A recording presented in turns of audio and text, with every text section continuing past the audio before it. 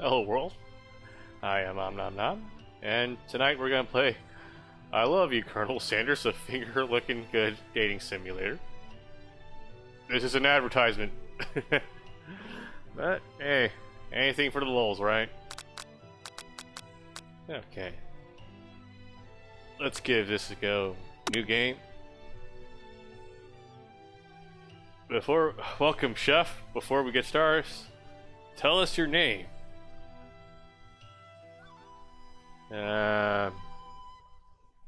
It's a good joke to go with. Got it. Liam Neeson.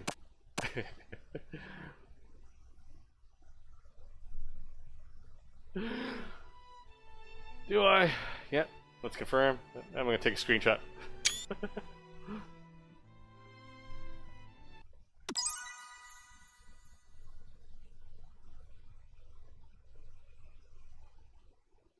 There's a loading screen for this.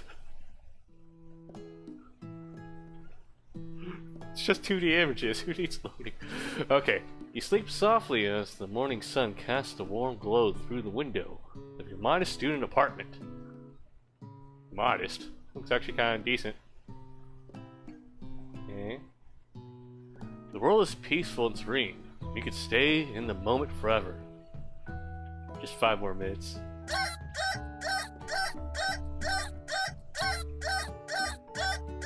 Oh, is this not gonna stop? Is this gonna keep going? Alright, or you could wake up now. Your first day of culinary school. It's no time to sleep in.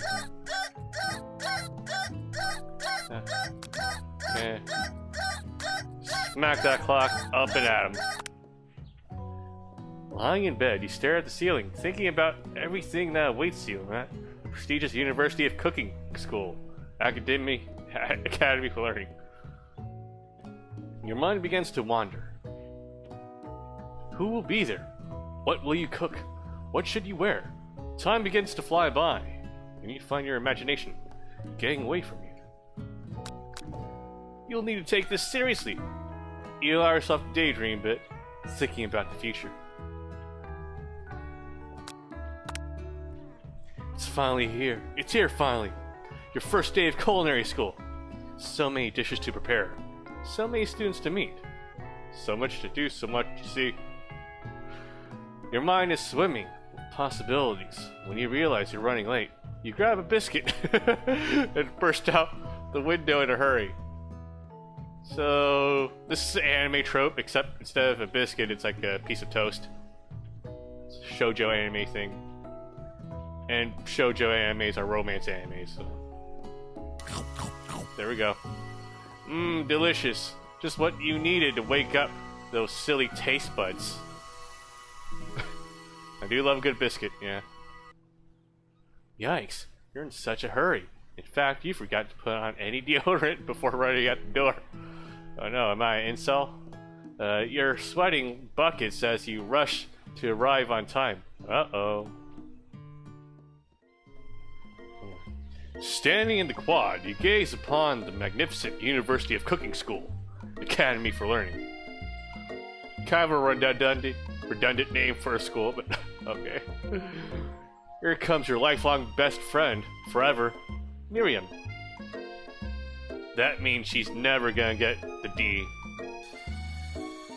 She's the most adorably awkward person you've ever met, and you absolutely love her for it. So, a common trope is that the girl that the main character knows for all his life, she doesn't get with him. No matter how much she wants him. Never. Sorry, you seem nice though. Good morning, Liam Neeson. Are you excited for the first day of the rest of our lives? Actually, I'm gonna try to do my best Liam Neeson impression. Because I sure am. Excited, a little nervous. Okay, a lot nervous. What the? It's just that this morning I made breakfast for myself, but, well, when I ate it, I couldn't taste any love in the food. What if I'm no good? What if I fail? Give up and die. Classic Miriam. Raised by master chef parents, she's always held herself to a very high standard. Ever since we were little babies, playing together, and you rescued me from that quicksand box, it's been clear to me that you're the most loving, caring person I know. You're going to be great. Now, I don't know if Liam Neeson sounds like that. Like, I know he's Irish, right? So, I can't... I'm trying my best here, okay? But with University of Cooking School Academy for Learning's famous 3-day only semester, I'm afraid of being left behind and never catching up. A sweet girl, Miriam has always had a flair for the dramatic. This summer, she got so nervous about her first kiss that she chipped a tooth practicing on a mannequin. Should he pep talk her? Or change the subject to give her some relief? As an introverted person with lots of anxieties, I usually tend to change the subject. It's hard to see Miriam like this, and frankly, quite exhausting. Rather than dwell on her anxiety, you try to change the subject to something more interesting. All summer, you've been hearing rumors about a dreamy, enigmatic, mysterious student who is enrolled at this school. Yeah, that's a little worrisome. But you'll be fine. Now, what about this mystery student we read about on the school message board? Any new deets?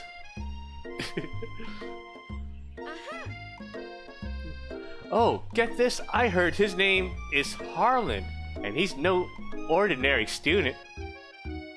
They say he has powers. He's had them ever since he was born. From an egg. Nani? An egg? Like a chicken? Don't be ridiculous. But that thing about having powers, it would line up with some of the other rumors I've heard. Like, I heard he once fought a bear with just a smile. You both sighed thinking about a student so handsome that the laws of physics don't dare apply to him. Dreamy. Before you can get another word out, you're rudely interrupted when someone smacks your books and custom engraved measuring spoons out of your hands and onto the ground. Hey! It's... Who the fuck spells her name like this? It's Ashley. You're just fucking Ashley, okay? Your arch rival.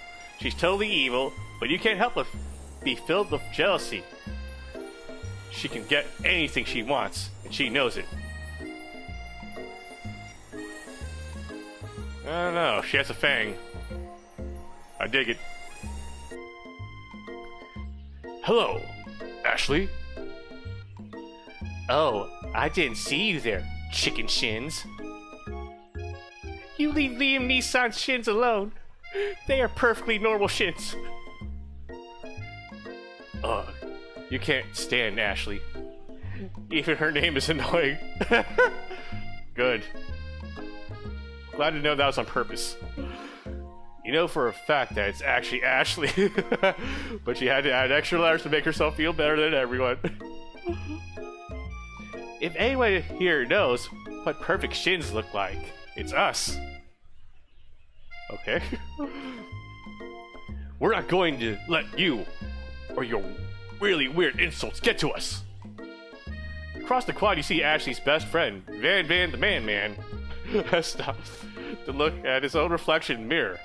His pants are so tight, you can see him casually working out his glutes, while he styles his hair. No line, they're rocking glutes. Van? You rang? Well, that's a JoJo character if I've ever seen one. You've never been sure what their arrangement is, but as long as you've known them, Ashley and Van have been just as close as you and Miriam, but substantially more devious. I like how he's doing the Joe pose also. Alright. I can't believe that University of Cooking School Academy for Learning would ever allow people like you to attend as students. I know, right? You think they just hand us our diplomas now? Or maybe hire us as professors. You amateurs could learn a lot from us. With the first day of school about to start, there's just not time to properly tell these two offs. So you resist the urge. Let's go, Miriam. Shh. See you later, losers. As you approach the door, you see a goofy-looking kid pushing hard against the window directly next to it. God damn it, these sound effects. Pop. Ugh. Is this supposed to be Ronald McDonald? Oopsie. I think it's broken. You reach forward and easily pull the door open. That should do the trick. I love you. Thanks. I think you mean thank you? My name is Pop. I was named after my Pop. He's old. Could someone like this also be a student at the school? He must be one heck of a chef. And also, his name tag clearly says Bob, but I guess he's reading it upside down. Okay. Hi, Pop. I'm Liam Neeson. So, are you going to make me hold this door all day? Nope. It was that the young man walks into the building ahead of you. Is it just me, or is he kinda cute? I think it's just you. You both shrug your shoulders before following him into the building. You stand at the edge of the room, unsure where to sit. Other students wander in and keep themselves busy chit-chatting. A scruffy-looking pooch takes his place at the podium at the front of class. Adorable. Now, quiet down, everyone. Sprinkles, I love it. Who is this unreasonably cute pup? And why is he in our culinary class? You must be Sprinkles, head instructor and CEO of UCSAL. Please, call me Professor Dog. I may be cute and little and fluffy, but I still demand respect. Woof. Nani? A cute dog is our professor? This is the best school ever. I guess only a dog's nose is capable of picking up all the nuances of fine dining. Out of nowhere, wind begins to rush around you as the swirl cherry blossoms petals fill the air inside the classroom. I'm chilly, so someone close the door. Window, I mean. And then he walks in. You're immediately swept in the aura of this new student, his remarkable goatee. Who knew anyone could be so handsome? Time stands still. It's him! If it isn't my favorite student, Harlan. Colonel Sanders interrupts Sprinkles. Sorry, Professor Dog, before he can finish his sentence. Please, call me Colonel. Colonel Sanders. Man, I wish I could come up with more voices. I'm out of ideas, guys. I'm sorry. A hushed murmur rolls through the classroom as Colonel Sanders walks down the aisle of desks. Suddenly, the room is sweltering. Sweat begins to bead across your brow. You feel like everyone is looking at you, and you're not entirely wrong. And this over here must be sweats a lot. Maybe we should open that window back up before faucet pits melts into a puddle and evaporates entirely. You two both know my name. We were in the same kindergarten class. And what is with all your really weird insults? You turn to find Colonel Sanders standing right in front of you. Colonel Sanders, beautiful angel that he is, stands before you, smiling gently, his hand outstretched. Boy howdy, this classroom gets hotter than a Kentucky fryer. Get it? It's KFC, right? Wait a second. It's just KFC now, right? It doesn't actually stand for anything technically. They literally just own the letters KFC, I think. Please, use my handkerchief. You freeze up. Colonel Sanders is talking to you. Wait, Colonel Sanders is talking to you about how sweaty you look? You're completely mortified. This can't be your first interaction. What if he never forgets this moment? How will you respond? Well, it'll be rude to say no. Take the handkerchief. You stretch out your hand, and Colonel Sanders places a fine silk handkerchief in it. It's so beautiful, you hesitate to press it with your face. But when you do, the feeling is transcendent and has his natural scent on it. It smells of the most delicious chicken you have ever smelled. Yep, and that's a handkerchief that I'd love to have. Professor Dog steps in to settle the class down and set some ground rules. Welcome to University of Cooking School Academy for Learning, the greatest culinary academy in the world. The birthplace of culinary legends, past, present, and future. Many challenges await you. There will be tears, there will be blood, there may even be really adorably tiny food. And when it's all said and done, there will be a battle. Oh, like Food Wars? Oh, I love that. You will lift your sporks and compete in the broom cooking arena. And then another student enters the classroom and interrupts the professor's rousing speech. Student? Oh, he seems generic. Hi guys, sorry I'm late. I hope everyone had a good summer. I really miss... Quiet! Late to class is bad enough, but interrupting my monologue? You're on the fast track out of here, young man. Are you sure you're even in the right place? Don't you recognize me? This is my third year in school with you as my teacher. Everyone stares at him blankly. Does no one remember me? You're expelled if you utter one more word before I finish. Ah, poor background character coon. Let that be a lesson to you, students, that tardiness is unacceptable. Even Clank made it here on time, rolling halfway across town in his tiny wheels. He turned to see the student Sprinkles is referencing, who appears to be some sort of industrial kitchen appliance. Alright. Class burst into laughter.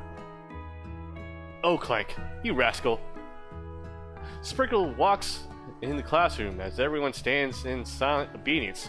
When he gets to you, he lifts his nose into the air and takes a deep sniff. Your diet is lacking. Based on what I'm picking up here, you definitely need multivitamin. You should be taking better care of yourself. You never had a talking dog as a teacher before, but Sprinkle's reputation for being smart but tough is well known. You decide to try to butter him up by giving him a treat from your pocket, but what kind? Rubber ball? Beef treat? Oh, man. I guess we should stick with the chicken snack, maybe? You reach beneath your apron and return with the chicken snack in your hand. Sprinkle's eyes go wide as he locks onto it. His favorite! Well, well, well. I think there might be some competition for a new star student. The furry professor immediately devours the snack, leaving your hands slick with a coating of warm doggy drool. You see the other students eyeing you jealously, but pay no mind to them. If they want to succeed in life, they should have learned the importance of carrying a range of dog treat flavors on them at all times. Settle down, young chefs. Take your seats and prepare to have your minds open to the amazing possibilities of culinary creation. As everyone rushes to claim their favorite seats, you're left standing in front of the room. Only two options remain. Hey, Liam Neeson! There's still a seat here. It seems that no one has claimed the seat next to me, and if you're interested. Two good options, but which do you choose? Oh, it's so difficult, guys. Oh no. If only someone was actually watching and I could take requests.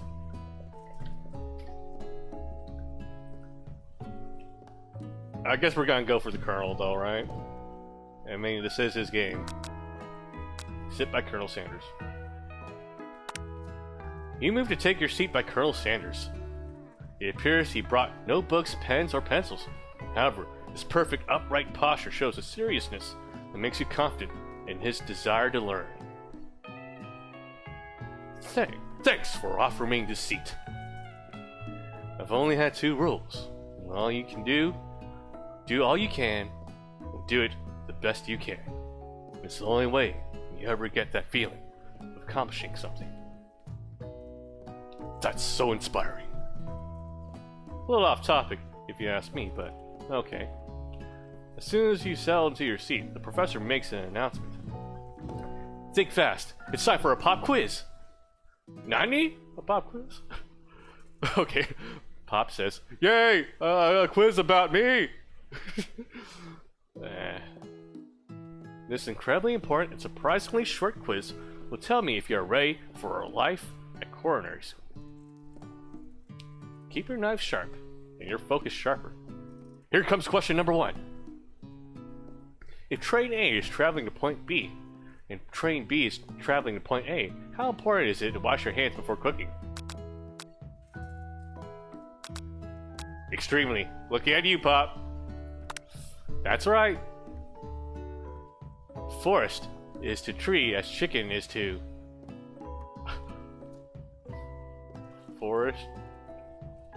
Forest is tree. A slam dunk? Feather? Chicken is to feather. I guess. Chicken to feather. Night vision goggles doesn't really... A slam dunk? Feather. That's right. 200 IQ, fellas. Alright. What is the most efficient eating utensil ever created? A comically oversized fork? A meat tenderizer? A spork?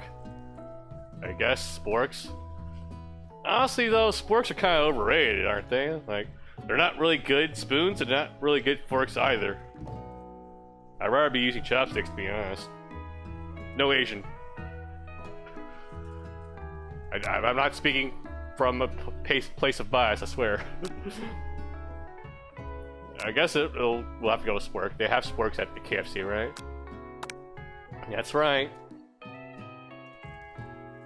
What food is best for a broken heart? Anything as long as it's prepared with love and not too much salt. Camel meat. A pancake that looks like a silly face. Multiple choice questions, always go with the longest answer, right? That's what they teach you in school? We had standardized testing when I was in elementary school, and they would always tell us that. If you don't know the answer, just go with the longest description. That's right. Is Sprinkles a good boy? He is a talking dog that teaches at culinary school. He is the best boy. That's right. Your total score is perfect score, 5 out of 5. Wow. Be honest, did you cheat? You look up to see that Colonel Sanders has been watching you tally your score. He's impressed. I know we just met, but I have to confess, I think you have a beautiful brain. Hot diggity, Liam Neeson, you just scored some major Colonel Sanders points with that performance. May I have your attention, students? I have an important announcement to make. Time for lunch! Wow, the cafeteria is as nice as any restaurant you've ever eaten at. It makes sense that the school dedicated to cooking would also be serious about eating. A delicious fragrance wafts through the room and tickles the end of your nose. Your mouth waters. Ah. Don't get fat, by the way. Do you smell that? That must be our lunch. It smells crazy good. Everyone, can I have your attention? Is it about lunch? No, I just wanted to apologize for my tardiness. You see, I was... Howdy, folks. I'd like to make an announcement. Hey, I was, It's about lunch.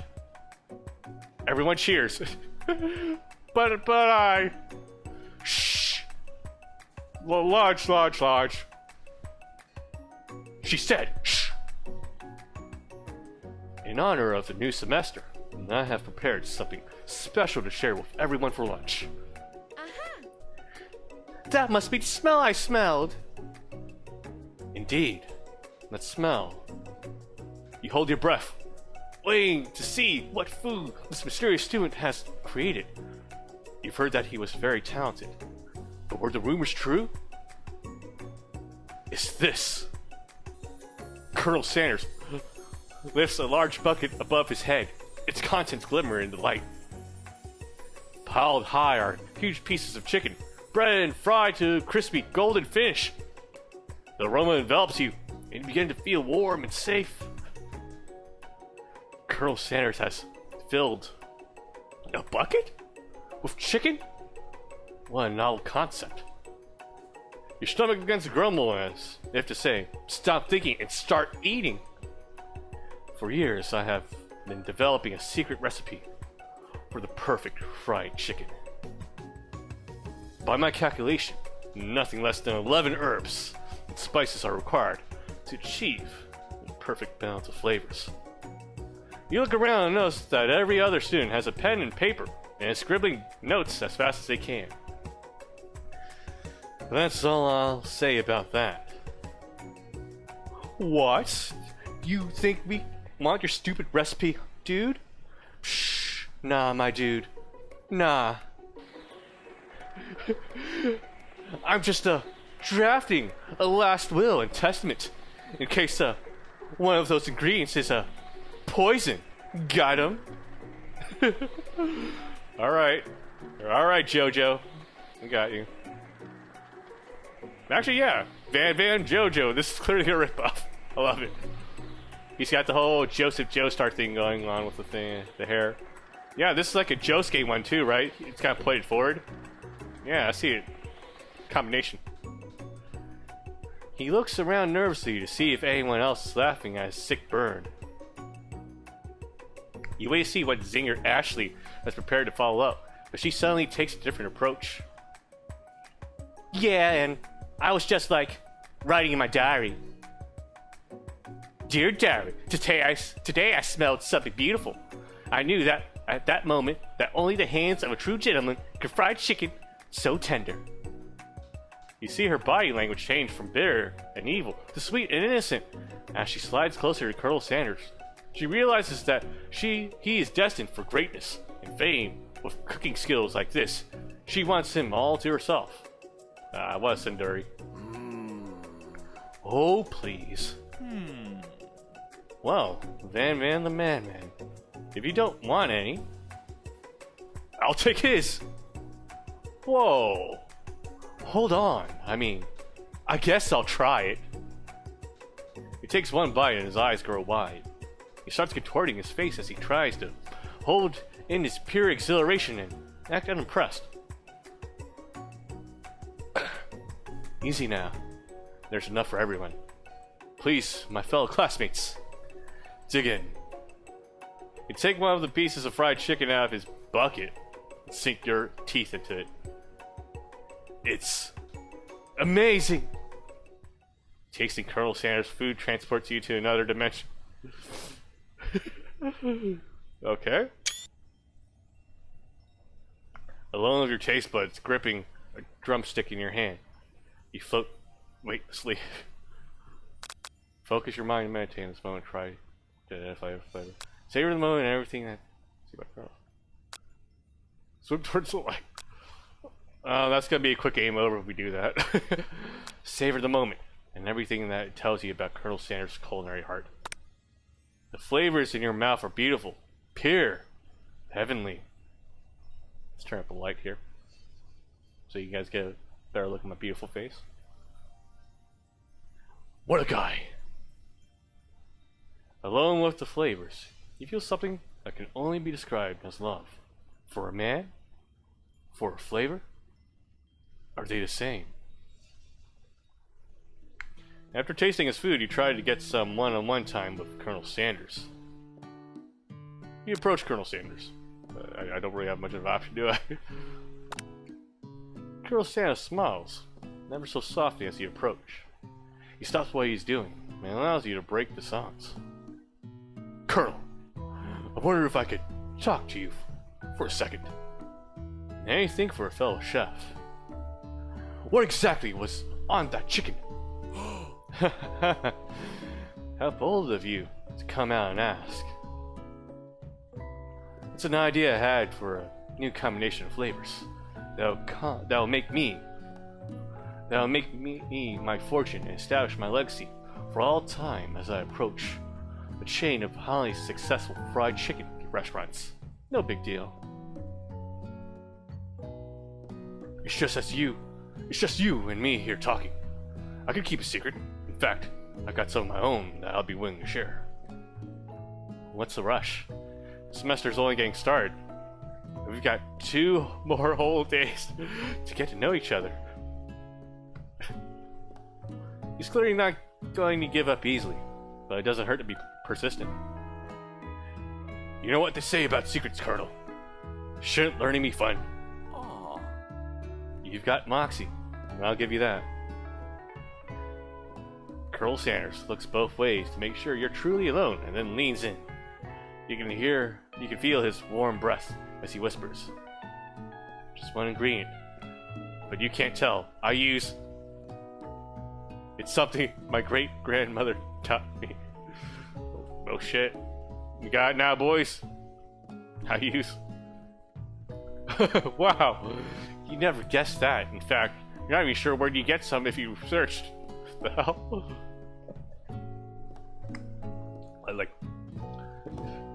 Okay. Jizz. No. It's Soylent Green. Soylent Green is people. He uses Soylent Green. While you're wrapped up in that huge revelation, you notice that Colonel Sanders has disappeared. While everyone else is still in the cafeteria, you decide to look for him. You find Colonel Sanders outside, standing in the quad. Oh, it's you again. Howdy. Sometimes I like to come outside and look at the school buildings. I think about how my story will continue on after I've graduated. It sounds like you have big plans. I dare say the biggest. I'll leave my mark on this world. You can bet on that. Alone together for the first time, you figure out now is the perfect moment to show your personality to him. Show your own streak. Wow him with a big idea to add up additional ingredients to spice things up. Be modest but thoughtful. I'm not Chad. I don't do that. I don't do this. No. Let's try to impress him, maybe. Let's see. Add additional ingredients to spice things up.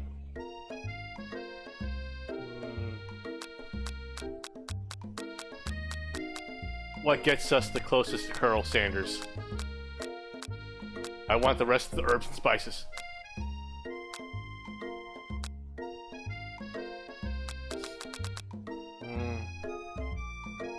Be modest but thoughtful. Let's try that. Well, I just want to tell you that I really enjoyed your food. Now you got his attention. The flavors were complex, but comforting. The interplay between salty, savory, and peppery. It was perfect. And I appreciate the compliment, Liam Isan. I'm sure you'll be a huge success. I know we've only met today, but I'm starting to get the same feeling about you. We should head back inside. The next lesson starts soon. You step into the massive cooking arena, where the afternoon lesson will take place. Each student gets an oven, and all the tools and ingredients they could need. Yeah, this looks like Food Wars. Look at this place, it's magnificent! Finally, we get to show our stuff. Wait a second. Oh no, we have to show our stuff. What if I totally blow it? You're not going to blow anything. Except maybe kisses to the crowd of fans you're going to earn with your signature, adorable, tiny food creations. Oh shit, I got some spit on my table. Hold on. Shit. Oh no.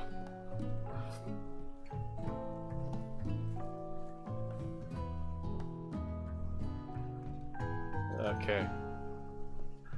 Here we go. Welcome, students, to the cooking arena.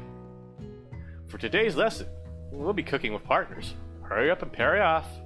Pair off. Not parry off. Naturally, Miriam looks over at you, but unable to control yourself, you pounce on Colonel Sanders. Hey, Colonel. Would you like to tackle this lesson as a team? A team of two. That is, me and you, if that wasn't clear. Want to be my partner? Aww. Sure, Liam Neeson. I'll prepare our station.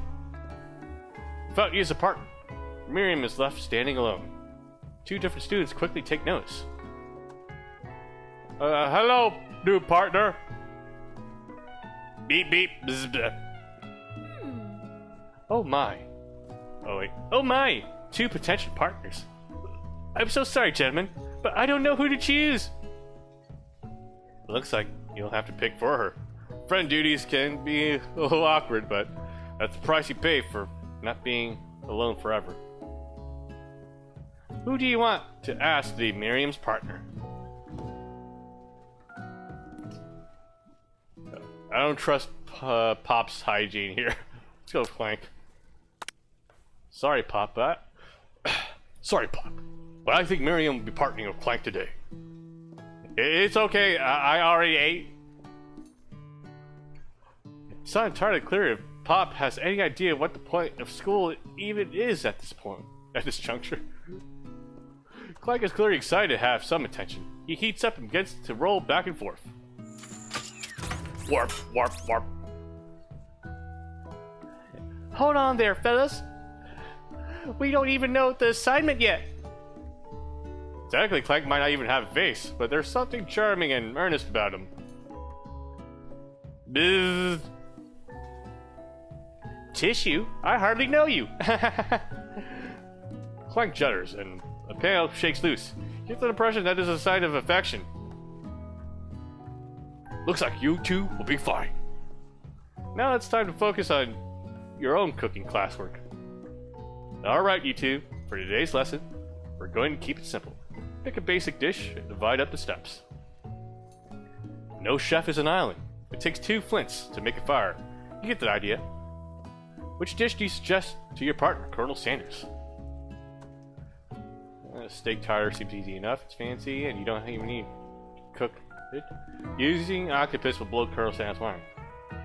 Your grandmother's mashed potatoes and gravy.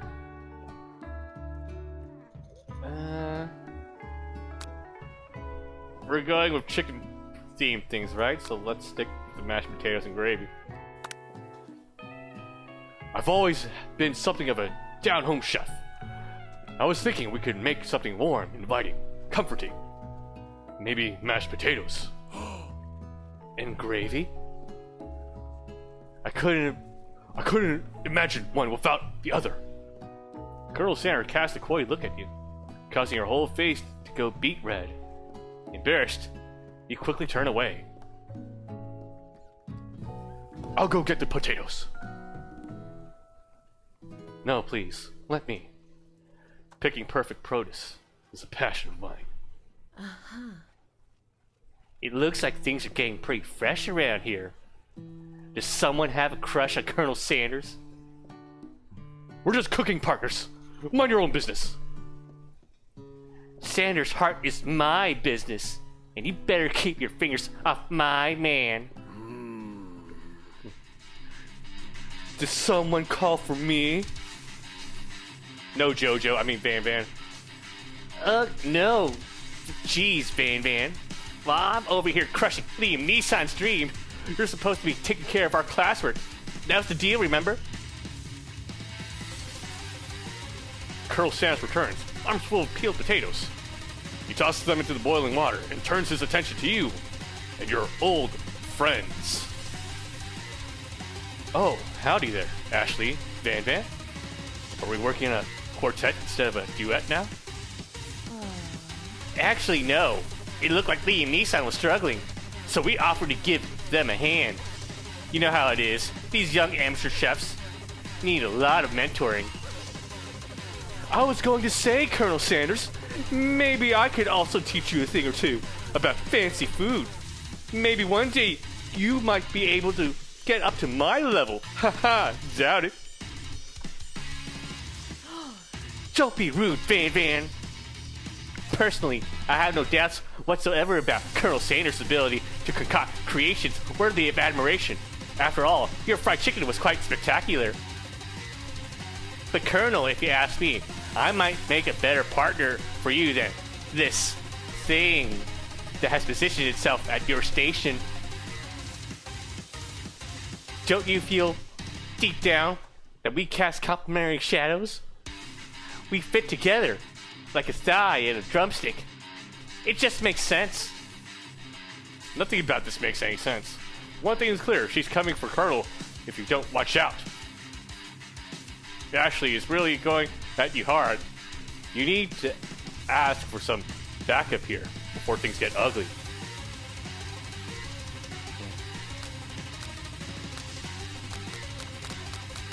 Turn to Colonel Sanders, hunks of hunks, in your time of need. Turn to Miriam, your forever bestie, who always has your back. This is a Colonel route. We're going 100% Colonel. We're all in. I'm here to learn and express myself via my cuisine, not bicker with prima donnas. Partners were chosen at the beginning of class, so let's all respect the format, okay? And turn to Colonel Sanders to confirm that you're on the same page. I chose Colonel Sanders, and Colonel Sanders chose me. Isn't that right? A businessman respects all fair agreements. From contracts to handshakes, I took on Liam Neeson as my partner for this activity, and I stand by it. Based on your team's behavior, I'd say you're perfect for each other. Neither of you has Liam Neeson's natural talent or their loyalty. Being defended by Colonel Sanders leaves you feeling proud and full of potential. You look for Sprinkles in hopes that he might step in, but he's nowhere to be found. Darn those cute corgis and their short but sturdy stature. You look down at your station and realize that, in the tension of the moment, your hands have been cooking on autopilot, distracted by the drama. You've already crushed the boiled potatoes into a perfectly creamy mashed mixture, with plenty of butter and cream for the flavor. It's as if your natural passion guided you through the steps you know so well while your attention was elsewhere. I know just what to do. Colonel Sanders extends his hand. He's holding a beautiful white porcelain gravy boat, out of which pours a smooth brown gravy, smothering your nearly finished potato dish. Gravy flows down the mound of mashed potatoes. The result looks spectacular. Granny would be very proud. It just brings a tear to my eye. Colonel Sanders holds the spork to you. You reach out and grab hold of it, but he doesn't immediately let go. The two of you stand holding the same spork. And for that small moment, all of the madness and pressure in this crazy world stops. Your eyes lock. The moment is electric. Time stands still. The world! Sorry. Can't help myself. If you love something, set it free. Together you dig the utensil into the mashed potatoes and lift a heaping sporkful up. When you see Ashley with her sinister look, you know she's plotting against you to be of Colonel Sanders. And then, filled with rage and without thinking, you fling the sporkful of mashed potatoes right to Ashley's stupid, beautiful face. Whoa, whoa, whoa. That's too far. I didn't know. I didn't agree to that. Van, do something. Do something. Scooping up a fingerful, Van tastes the dripping mashed potatoes and gravy and realizes that it's delicious. Horrified by this revelation, he slinks away. Will he ever be able to cook something with so much love and integrity? Hold on right there, Liam Neeson. We do not waste food in the broom cooking area. Colonel Sanders, I expect better from you. If you throw one more spoonful, you both better be prepared to eat it from wherever it lands. Can I have potatoes face?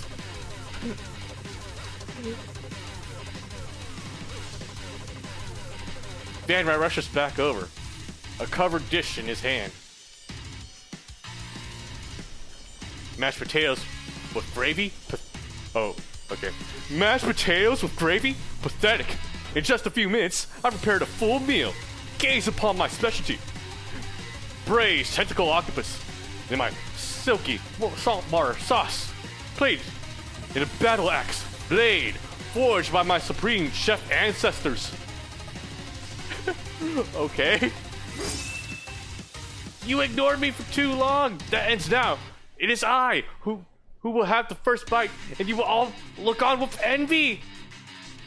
The interrupted student rushes at Van and swipes a bite of his signature dish right off the plate. No, don't! Something about this dish doesn't spike my nose quite right. I think the octopus was rushed.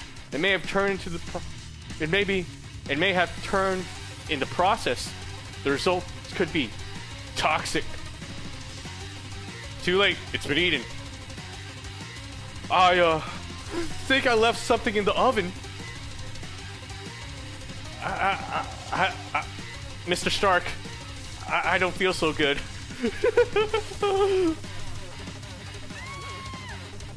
It killed him! Everyone step back. Don't take another bite. When you look back at the plate, the rest of it is gone. You notice the tip of the tentacle being slurped up in Pop's mouth. Uh-oh. Oh man, this is like Game of Thrones level of people dying. Pop winces in pain for just a moment, then almost immediately back to his oblivious self. Oopsie. It tastes like poison. The entire class has gathered to watch Pop's final moments. Shock has frozen the whole crowd. They are motionless as statues. The class bell rings, disrupting the moment, and then snapping everyone back to reality. Oh, there goes gravity. It would appear that Pop's enthusiasm for trying new things, despite obvious danger, has inoculated him against poisons of all kinds. I'm not sure the professors here make enough money. Ghost of student. Hello? I just turned into a ghost over here. Seeing that you're shaken up by that really annoying student and all his nonsense, Colonel Sanders approaches you. I'm sorry you had to go through that. Please, let me walk you home. What? Like, for real? Oh, come on! You follow Colonel Sanders out of the room. At night, the school building has taken on another vibe entirely.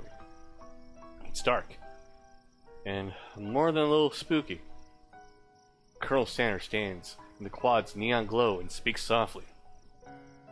Those mashed potatoes you made in class today. Before you go on, I want you to know they're not the great representation of my skills. I didn't even realize I was making them. They were amazing. Tasting them, it reminded me why I became so passionate about food to begin with. Colonel Sanders is getting choked up. Cooking is obviously important to him, in a way that you find inspiring. Now might be the perfect time to tell him that you're developing feelings for him. Colonel Sanders? Yes, Liam Neeson? There's something I need to tell you. Oh shit, I spat all over my table again. Fuck! God damn it. My really terrible Liam Neeson accent. I need to get better control over it. Fuck. Fuck. Shit. Okay, let's edit that part out. That didn't happen. Hold on there. There's something I need to tell you first. Oh, geez. You see, when I was just a boy, I had a dream that one day I would be the greatest chef the world has ever seen. And every day since, I've been working toward that dream, day and night, never stopping, never resting, and also lifting a lot of weights, like so many weights. We should follow our dreams with all our hearts, that our souls may grant them, like wishes floating on a shooting star. Hey, no! You! Shut up! I'm the one here to say inspirational stuff and be the star of the story. Are we forgetting that your cooking literally killed a guy? You can't prove that? I also saw you kill that guy. What was his name? Somewhere in the distance you hear a long, sad sigh. Forget him. We're talking about me. Me. I'm the hero. Spork Monster? The Spork Monster is here to fight a hero. Ellipses! I think I left the fridge door open. Later, nerds! Van family technique. Run away. How dare you threaten me just as I was letting down my guard and connecting with another chef on an emotional level. Be afraid. Be very afraid of me. Because I'm a monster. See? Is he rhyming on purpose? Or is that just coincidence? But before we can discuss syntax any further, it's a turn-based fight sequence. What will you do?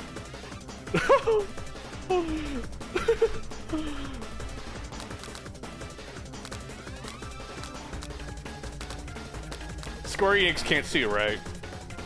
Attack. You decided to go on the attack. Which attack will you use? Cook with love. Okay.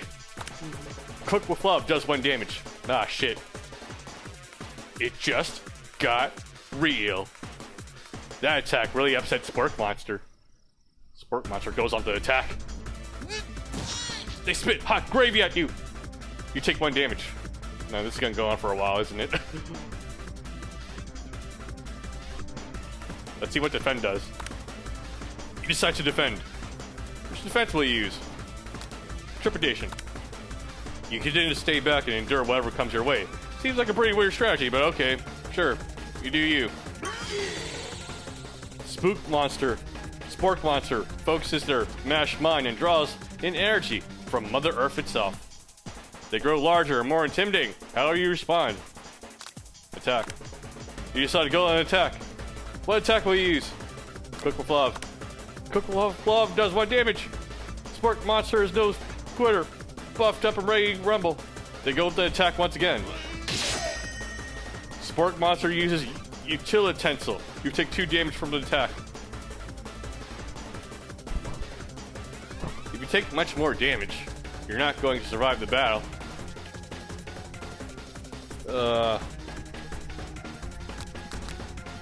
Our defense kind of sucks, so we have no options. Wait a second, these eyes. Is that an Evangelion reference? I see Adam. Or was that? Yeah, that was. No, that was Lilith. I don't remember. Fuck. You decide to go on the attack. Cook with love. Cook with love does its own damage. Spork Monster is oozing cheese sauce onto the lawn of the quad. I wonder who's going to have to clean that up. Feeling vulnerable, Spork Monster prepares for its ultimate attack, Rounded Edge. Vile Villain, your reign of terror stops here. Colonel Sarah summons the energy of 1,000 chickens.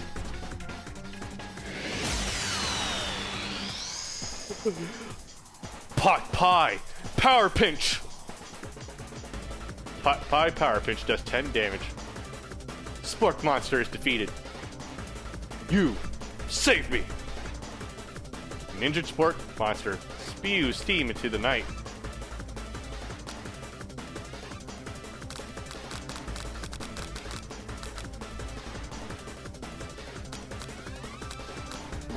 Forget mercy, finish him, spare this wretched beast.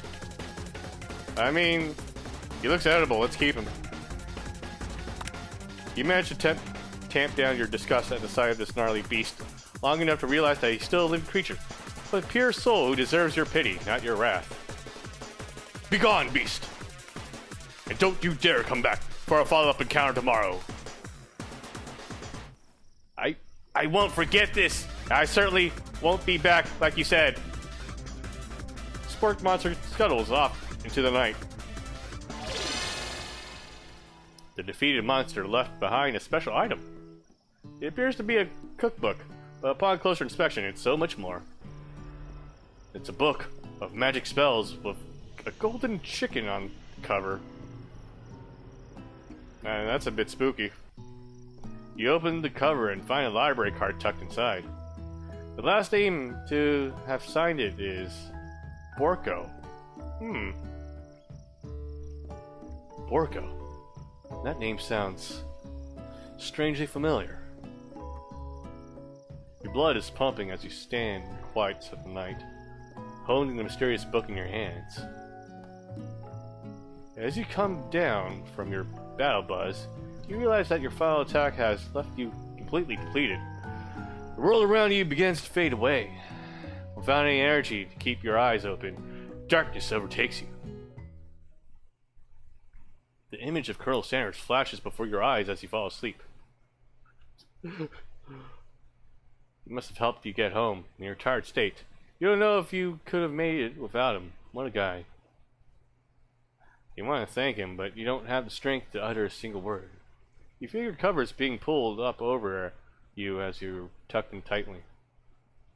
Good night, my Colonel.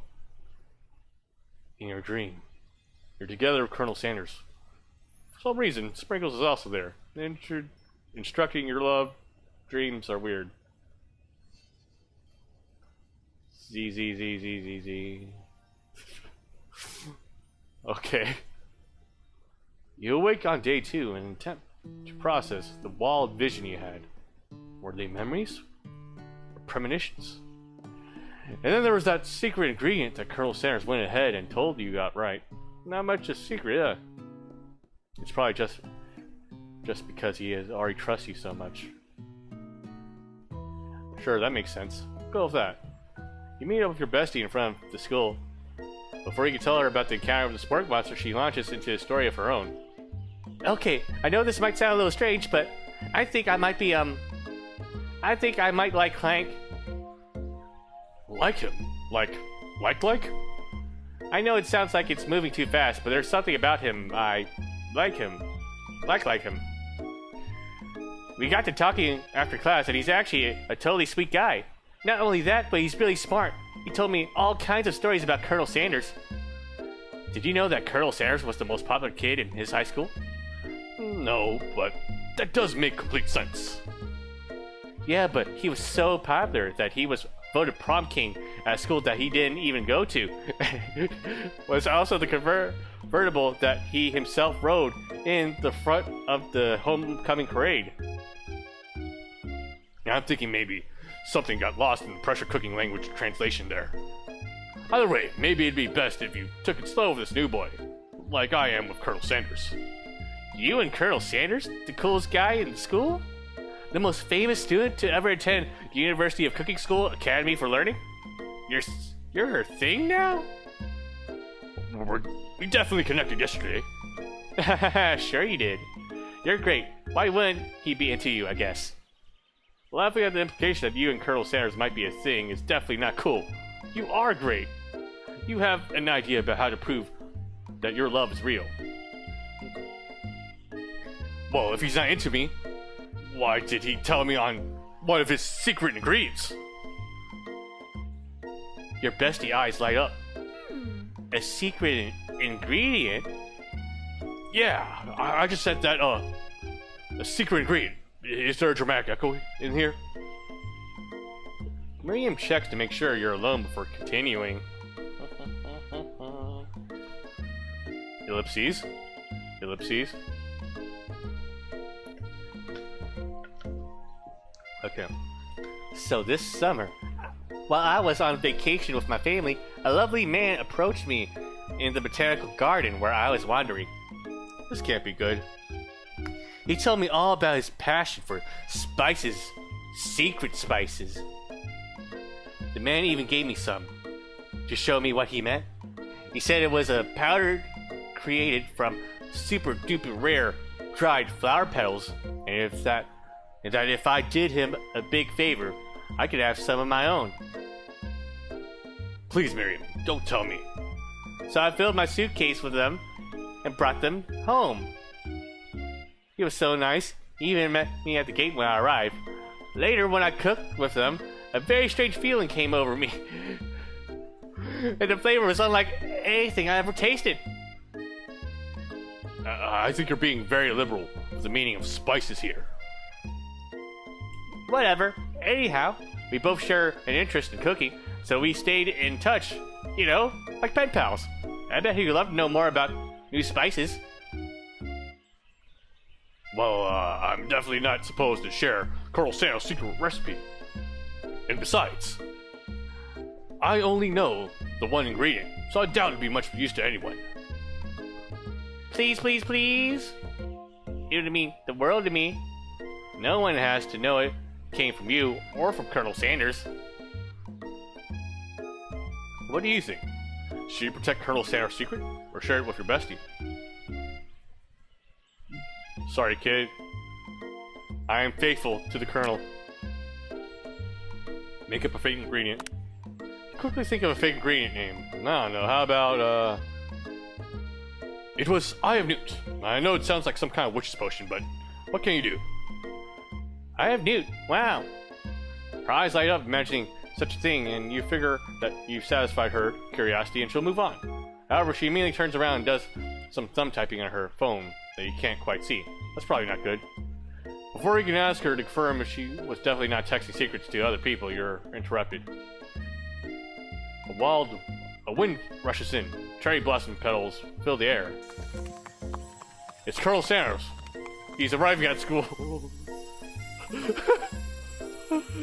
Okay.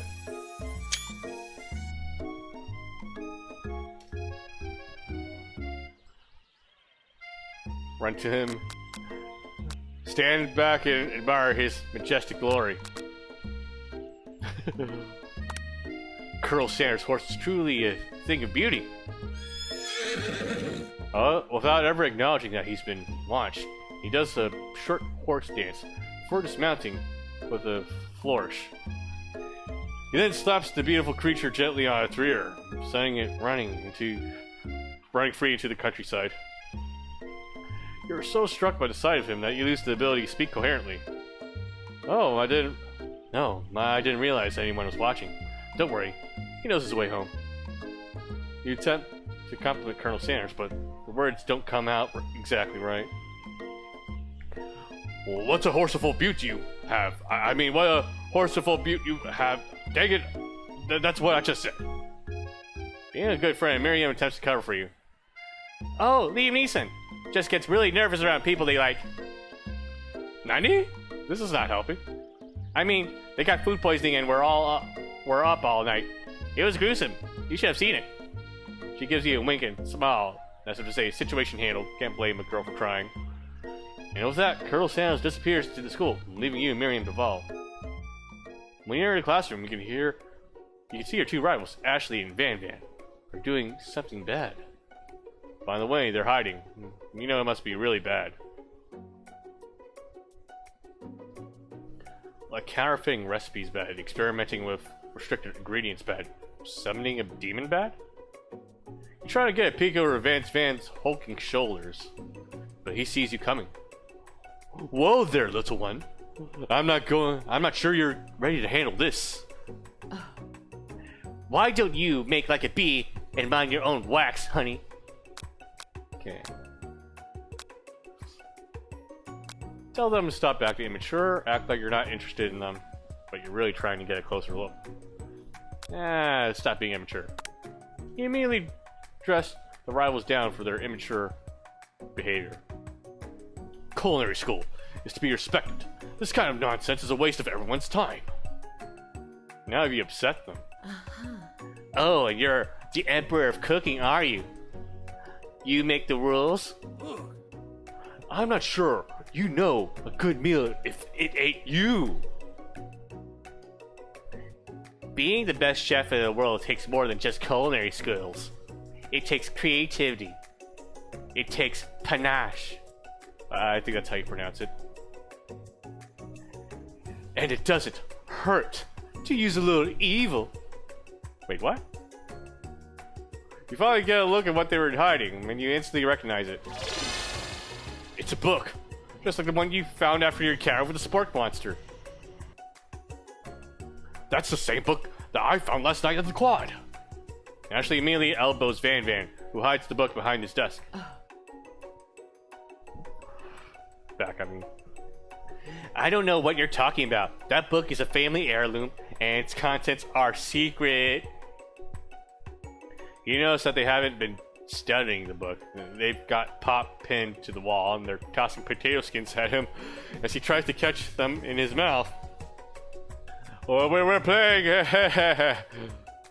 Before you can dig in any further, you're interrupted by the arrival of more students. It's almost time for class. Beep beep. Clank must be running late. He's in such a hurry that he rolls over Van Van's meaty foot. Hey! Watch it, you bucket of bolts! You watch how you talk to him. He didn't do anything. Womp. Who do you think you're talking to? I've never heard such language. Not even from a stand mixer. Womp womp.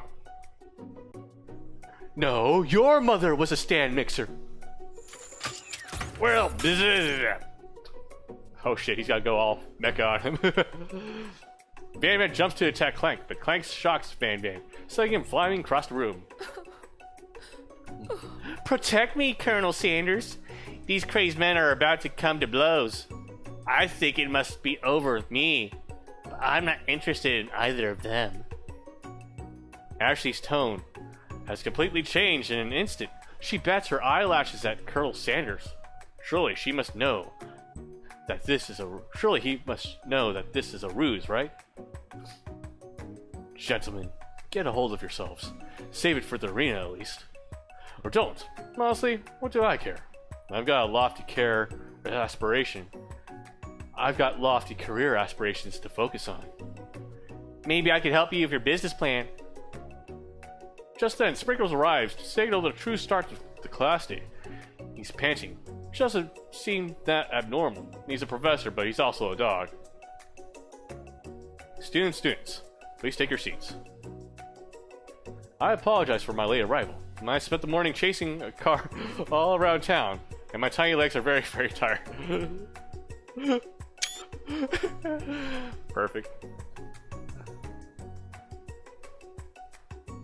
But I'm here now, and I hope you're ready to learn. Rub his furry dog belly. He loves it. After he catches his breath, Sprinkles regains control of the classroom. Without further ado, we'll review the global history of my favorite fowl, the chicken. You want to pay attention to the lesson. Truly, you do. Which is why, in 1776, the signing of the Declaration of Independence, it was a chicken who first signed their name. But you can't help but dream about Colonel Sanders, and you miss most of the important parts. Me and RL. When you come to, Sprinkles is holding a tray of food in front of you. Well, Liam Neeson? Naturally, this appears to you to be a simple platter. Sample platter. Which item do you sample? Glass of water, a shimmering pepper, a dog biscuit. I am pretty thirsty. Wait, hold up. Okay, I guess we'll go with the pepper then. A brightly colored pepper stands out from the other items. It sparkles in most eye-catching way. So naturally, you reach out, grab it, and eat it right away. However, your body is not prepared for the heat. The pepper has triggered an intense spice hallucination. It feels like forever as you trip through the universe. My friend! Ooh. This guy again? I'm here to give you an important message. Ooh. You must avenge my death and fulfill your destiny. All you must do is... I was saying, to fulfill your destiny, all you must do is... Sorry, I think I've got some spice stuck in my throat. It's fine, I'll work through... Cough. To fulfill... Cough. The prophecy. You must... You feel yourself beginning to regain consciousness. Aw, man. You come to and find everyone is staring at you. That pepper was the last of its kind on Earth, and now it's gone forever. You think to yourself, geez, I should pay better attention. We all make mistakes. I'm sure he'll sure forgive you someday. Come on, it's time for lunch. Before anyone can relax, the cafeteria lights dim, and your rivals enter to make a dramatic announcement. Today's lunch will be prepared via timed competitive cook-off. Timed competitive cook-off. Okay. The level of theatrics with these two is off the charts.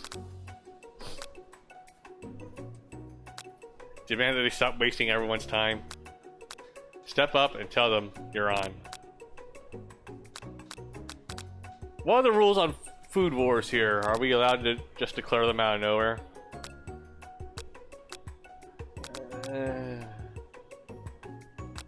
I guess we can try going for it then. You're on.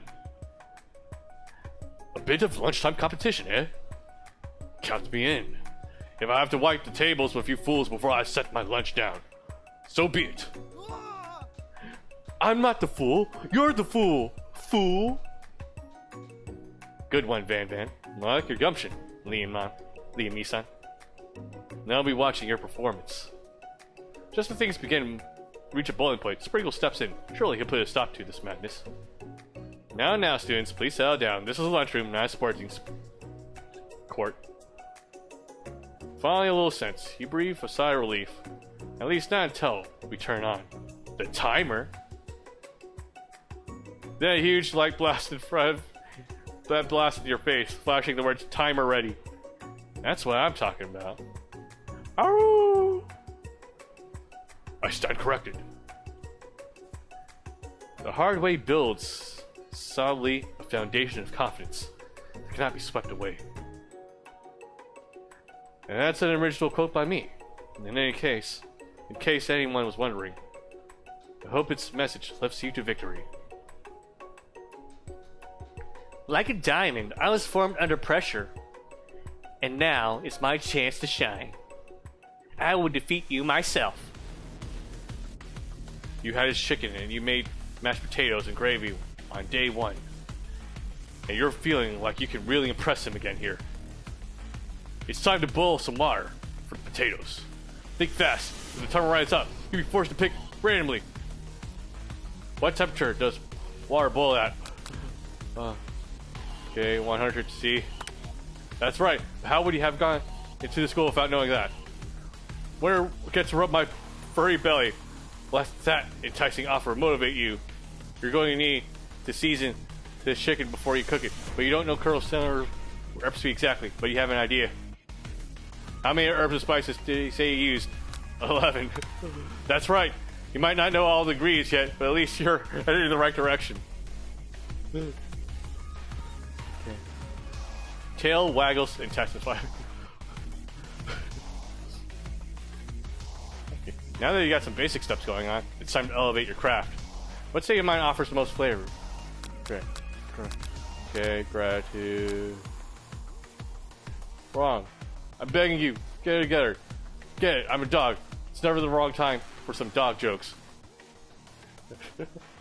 Alright. Next question.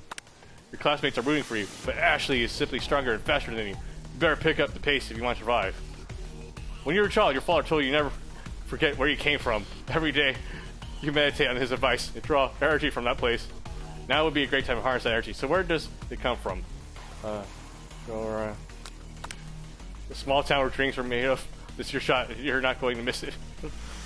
I'm sorry, I'm reading it really fast now because of the counter. Aroo!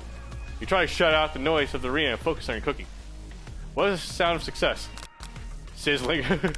That's wrong, damn it. Don't make me get the spray bottle. Next question. You notice Colonel Sanders out of the corner of your eye. I believe in you, Liam Neeson.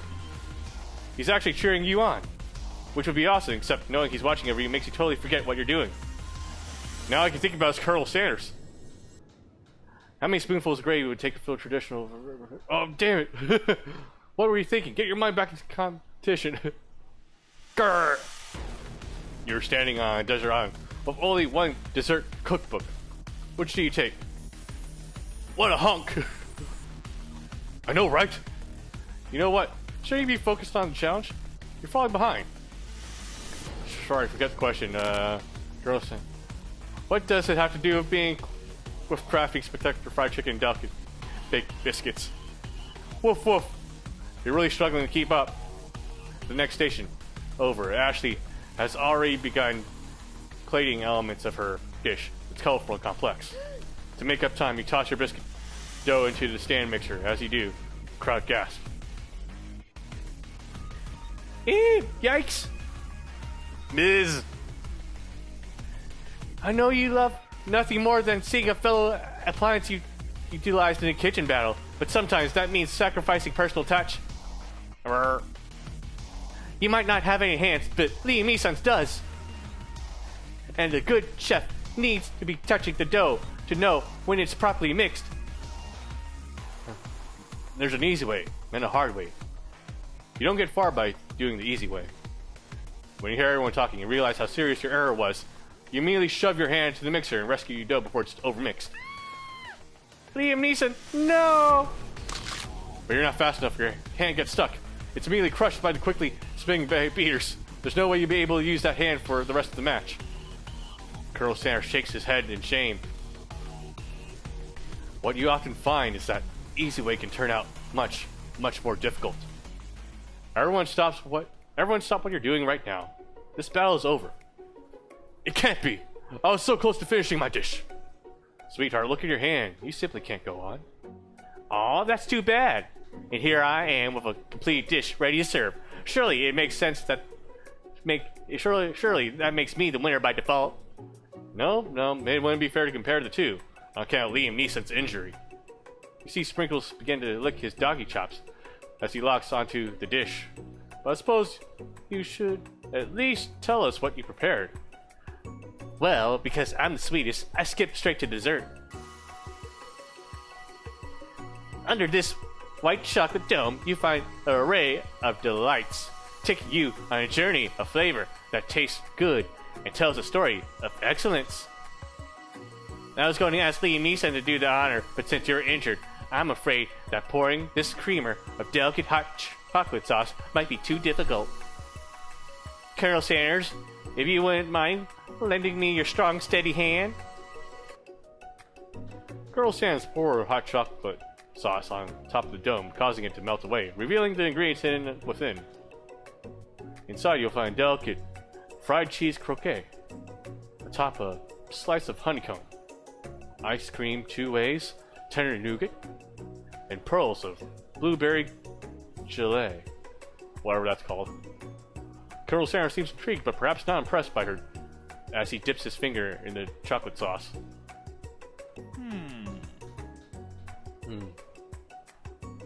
Simplicity isn't in your strong suit, is it, Ashley? Oh, you, hee hee. As he places the sauce-covered finger into his lips, Ashley leans over and whispers something into his ear. A dab of sauce sticks to his mustache. Internalize the rage you feel. Put yourself between Colonel Sanders and Ashley.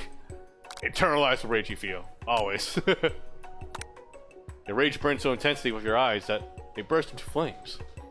The flames cause your eyebrows to catch on fire and turn to ash.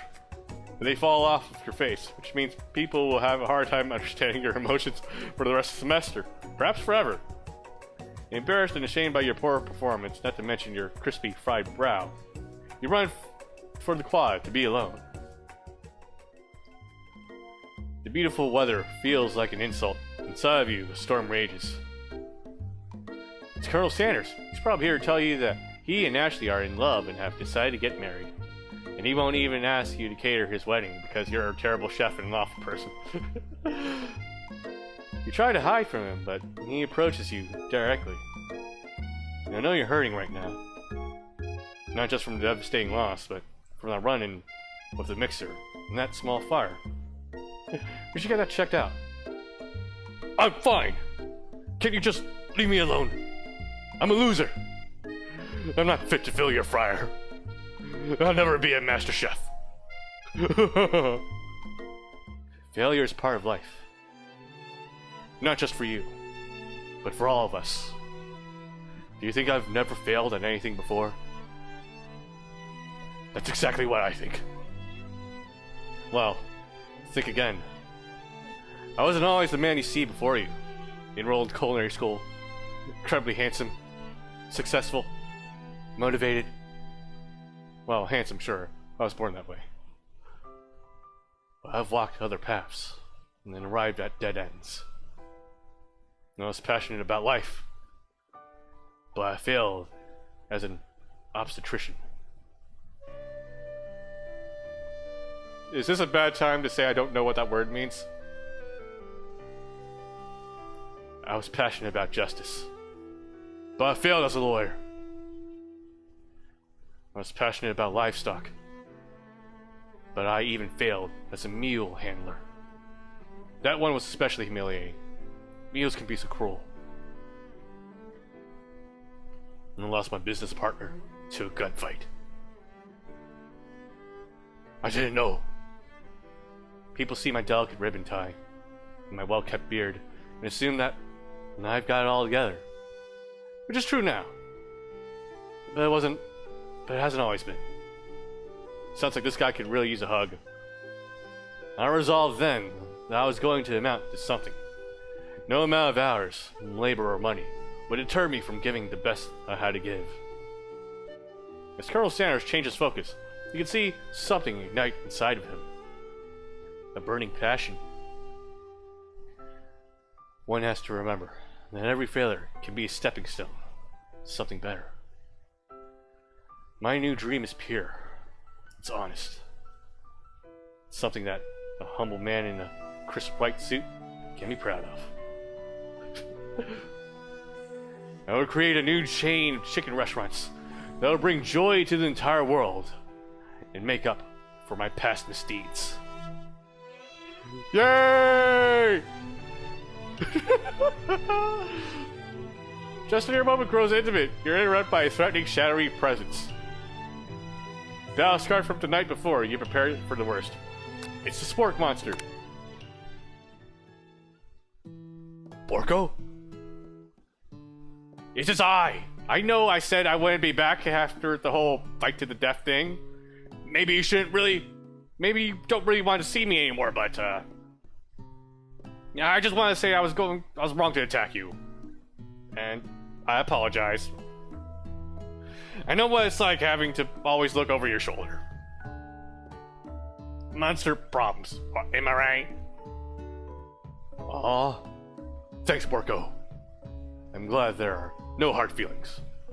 Getting jumped by a giant creature in the dark of night can really rile up a person. I also want to apologize for the way I switched right into attack mode. I know that you're strong, and cooking school can put a person under a lot of stress. I actually used to go to the school. I wasn't always a spork monster, you know. I don't believe it. You were human once? Well, no, but I was a golden retriever. But I was still a student. Until one day, some mean kids with a magic spellbook cast a dark enchantment on me. and I was forever transformed. A magic spell book. Precisely. I had procured a copy for myself, but somewhere along the way I lost it. If you find such a book, I beg of you, respect it. You're a powerful chef. You shouldn't rely on such dark and evil magic. No, you shouldn't be protecting the innocent from those who would cheat them through sorcery and guile. If you need me, don't fear. I will be there. Sounds like there are some bad cooks in the kitchen of life. Leave me some. Together, I am sure we can defeat them. Come back to my hideaway, and we can discuss. A personal invite. You can't imagine what Colonel Sanders' home must be like, but it sounds like you're about to find out. Stepping inside Colonel Sanders' home, surrounded by his things, you start to feel a special bond with him. It looks like you live such an exciting life, Colonel Sanders. Every day can be an adventure if you approach it with the right attitude. Long ago, I made the decision to never stop searching, never stop working, never stop imagining. Have you been working on any new recipes of your own lately? I'm always excited to talk about food with another ambitious chef. Well, there is something. It's just this side dish that I've been tinkering with, trying to find the right balance of flavors and textures. I'm not sure I've nailed it yet, but I'm close. Colonel Sanders' eyes perk up as he starts to wonder what dish you might be describing. It's meant to pair with something spicy, or something crispy. Both, perhaps? Now you got him right where you want him. Should you reveal your new creation to him, or keep it a secret just for you? Well, since he already told us one of the spices, I guess it's okay. Reveal it. You decide that you're as ready as you'll ever be to share your original cooking with Colonel Sanders. Before you can talk yourself out of it, you decide to dive in headfirst. You reach into your lunch bag for a special dish that you've been keeping on ice all day. I present to you my original coleslaw. The shredded cabbage dish glistens in the lights of Colonel Sanders' looks. Hideaway. Magnificent.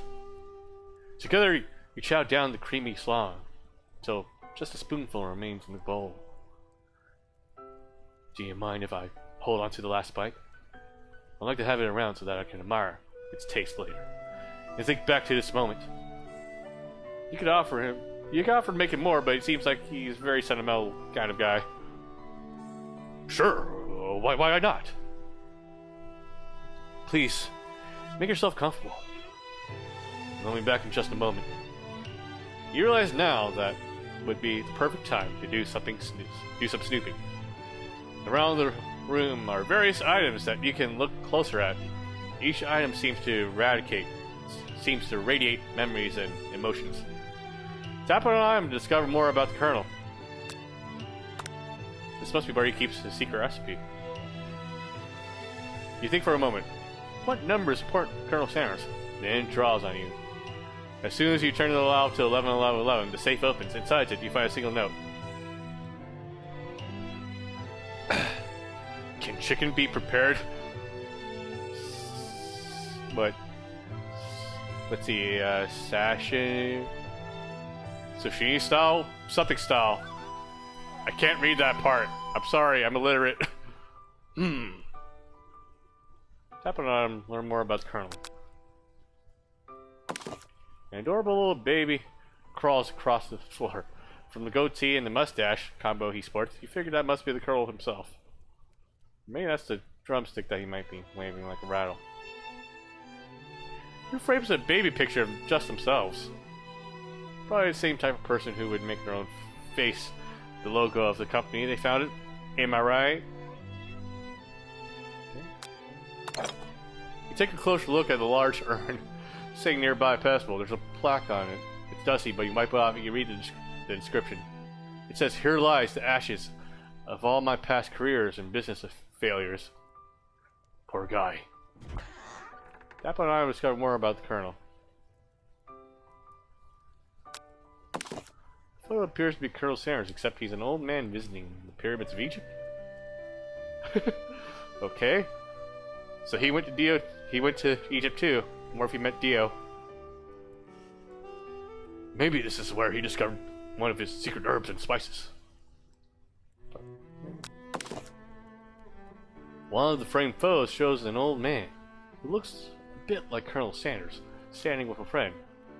They hold fried chicken drumsticks and appear to be cheersing to them. No, they aren't. Look closely, you see there's a short inscription. I wonder who my friend Pete is. Scented candle. You pick it up, try to identify the smell. Let me guess. It's gravy. Power tool? What? Freshly starched collar? Piece of wood floating in a lake? Summer of '69? Nice. No, it's one of the secret recipe ingredients. It's... Okay. What's happening on... Okay. A lock of silver hair is woven through the teeth of the comb. Upon further inspection, you realize the hair therein isn't just silvery in color. It's actually made of spun silver. You gaze out the window across the vast lake and mountain range beyond. Just then, the ghost of student pops up. Are you thinking about heading out into the world on a quest to avenge my death? Wait, what? I never even learned your name. Why would I revenge you? I can just tell you my name right now. It's, can't you see I'm in the middle of something? You open the window, a crack, and the ghost is swept out with a breeze. That but I discover more about the Colonel. Okay. You notice very realistic stuffed chicken sitting on the corner table. When you pick it up, you realize it isn't just realistic, it's real. Taxidermy. Must have been important to Colonel Sanders when it was alive. A little note clipped to the chicken's foot reads, "The true state bird of the great state of the true state bird of the great state of Kentucky." Guess it's just the room now. You open the door to Colonel Sanders' closet and find a row of his signature white suits hanging within. You take one off its hanger and try it on. The jacket's a bit big for you, but it's soft and comfortable. You give yourself a deep hug, breathing in his scent. They say that home is where the heart is. Is this what they meant? But if you can look any further, you hear Colonel Sanders returning. He has a new dish that he's been working on, and he wants you to taste it. You try to act casual, until he asks you why you're wearing his jacket. Aww. And I don't usually loan those out, but I must say, it does look good on you. Oh crap, the jacket! You forgot to take it off. Something cold, you fess up and tell the truth. You decide that now is your moment, and make a big move. Is this too forward? I don't know anything about love, so fess up and tell the truth.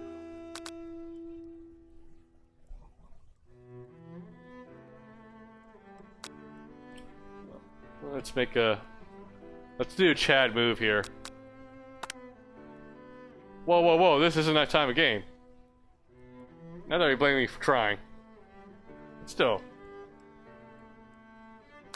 Game over. Try again. Okay.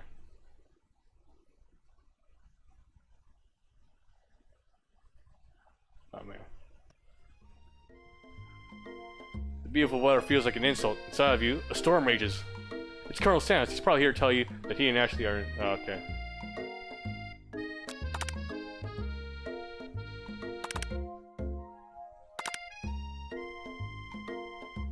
We'll have to skip through them.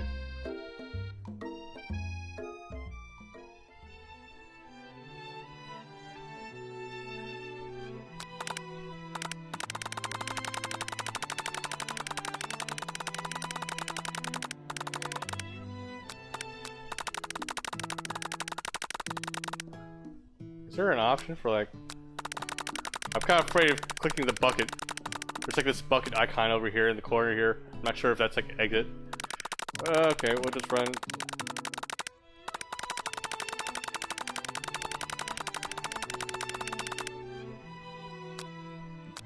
Reveal it.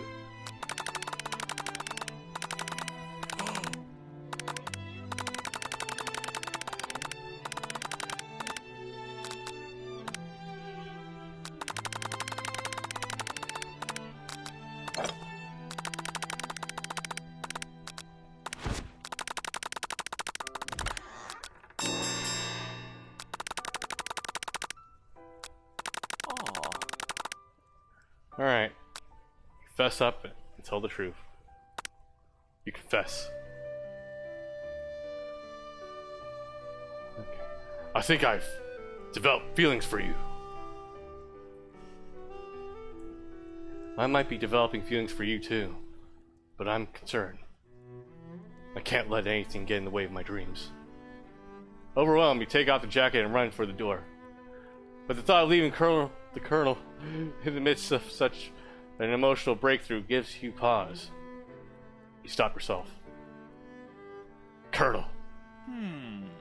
Yes, Liam Neeson? I honestly think this may be the beginning of something wonderful. And I think you're right. We should take things slow. You talk late into the night and drift off into a slumber. Dream sequence.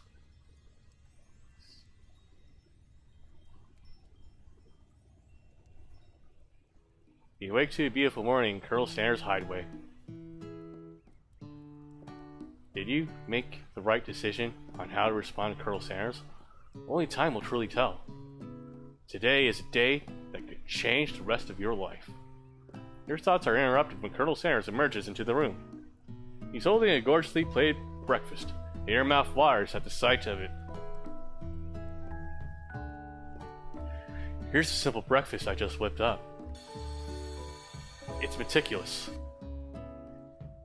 You taste Colonel Sanders' food and it takes you on a journey. When you return, he's waiting to ask you an important question. So, would you say that we're the perfect match? How presumptuous. My cuisine and your taste buds, that is. Such confidence, such grace. Could he be the world's greatest gift to cookery? Flatter him. Take him down, Peg. Flatter him. Okay. You know, I think we might make a great team. A single tear begins to pool in the corner of his eyes as he gazes out the window. And with the right business partner. Oh, and with the right business partner. And I know I can't fail. Business partner? Could he be talking to you? It's all happening so quickly. Overcome with emotion and confused by your feelings.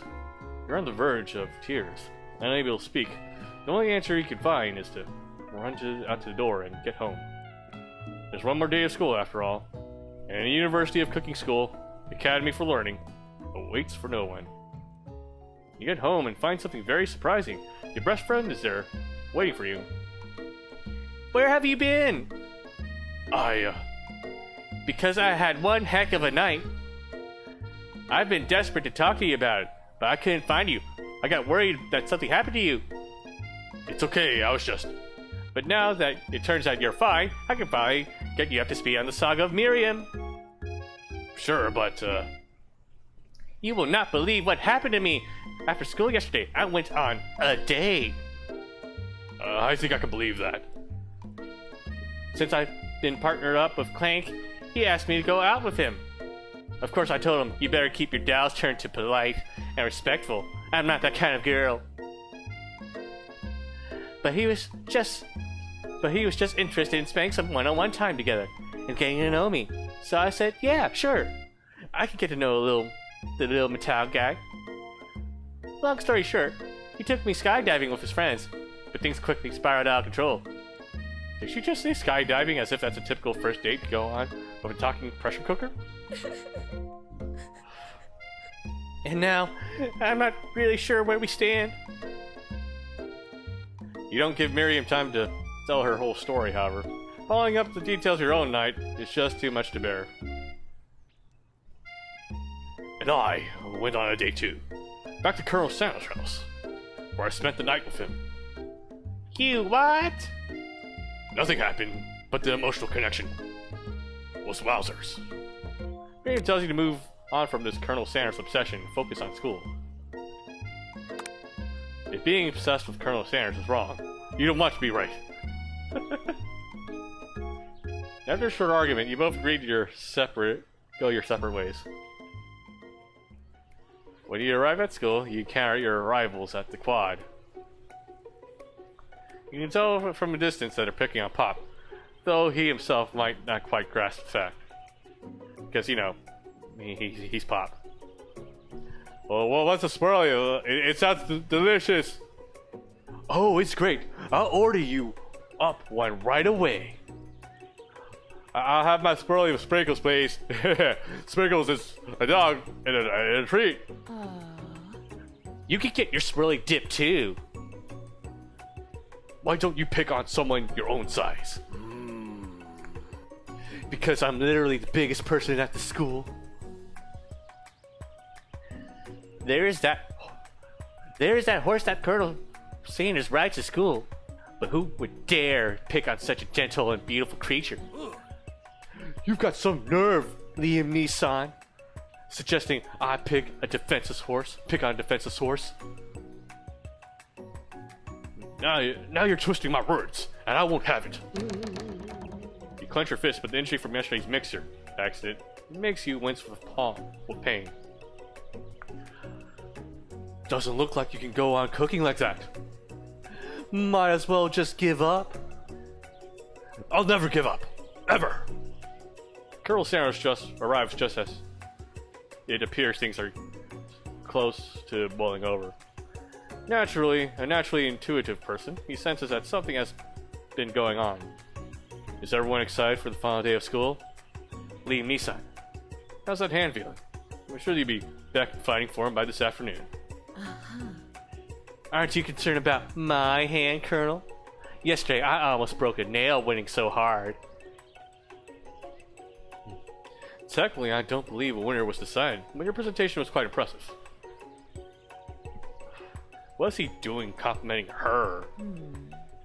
But what about the flavor of my delicate, warm, gooey chocolate sauce? It was clear that you're passionate about how your food was received. That's a lot of word to say. It was bland. Excuse me, Liam Neeson. I am more than capable enough to speak for myself. Maybe you could tell me more of your thoughts as well as we walk into class, Colonel. I'm always interested in discussing the fine arts of fine food. See you inside, Liam Neeson. Annoyed by Colonel Sanders' inability to see Ashley for who you know she really is, you walk across the quad to get some distance. In an attempt to distract yourself from how slighted you feel by that interaction with Ashley, you take out the spell book you recovered yesterday and start flipping through the pages. Whoa! What's that book? It looks like bad news.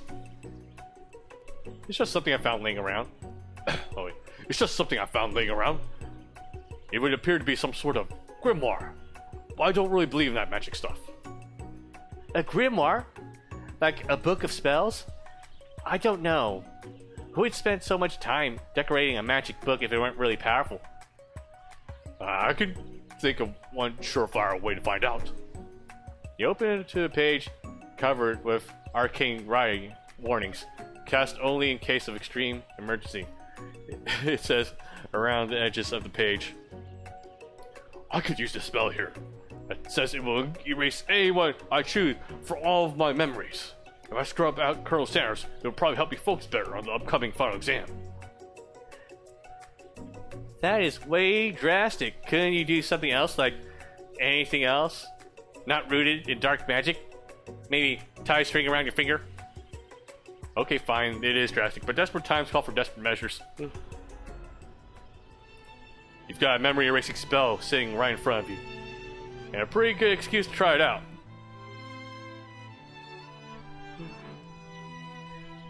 No. Liam Neeson, remember where you came from. Don't do it. You take your friend's advice and put the book away. It's almost time for class.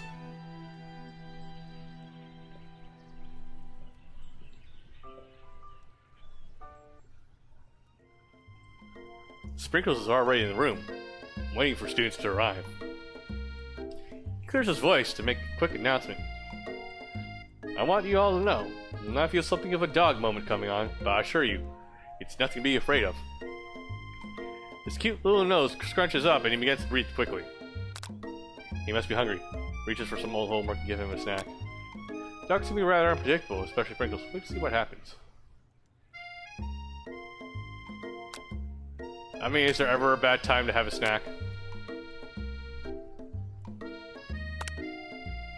You reach into your backpack and grab some homework from last semester that you forgot to turn in. Sprinkles immediately goes for it and gobbles up the sheet of paper like it's a piece of fresh chicken raw hide. I apologize for that. I know it seems cliche, but not much in this world satisfies like ungraded work. My Liam Neeson, you were studying something about cinnamon?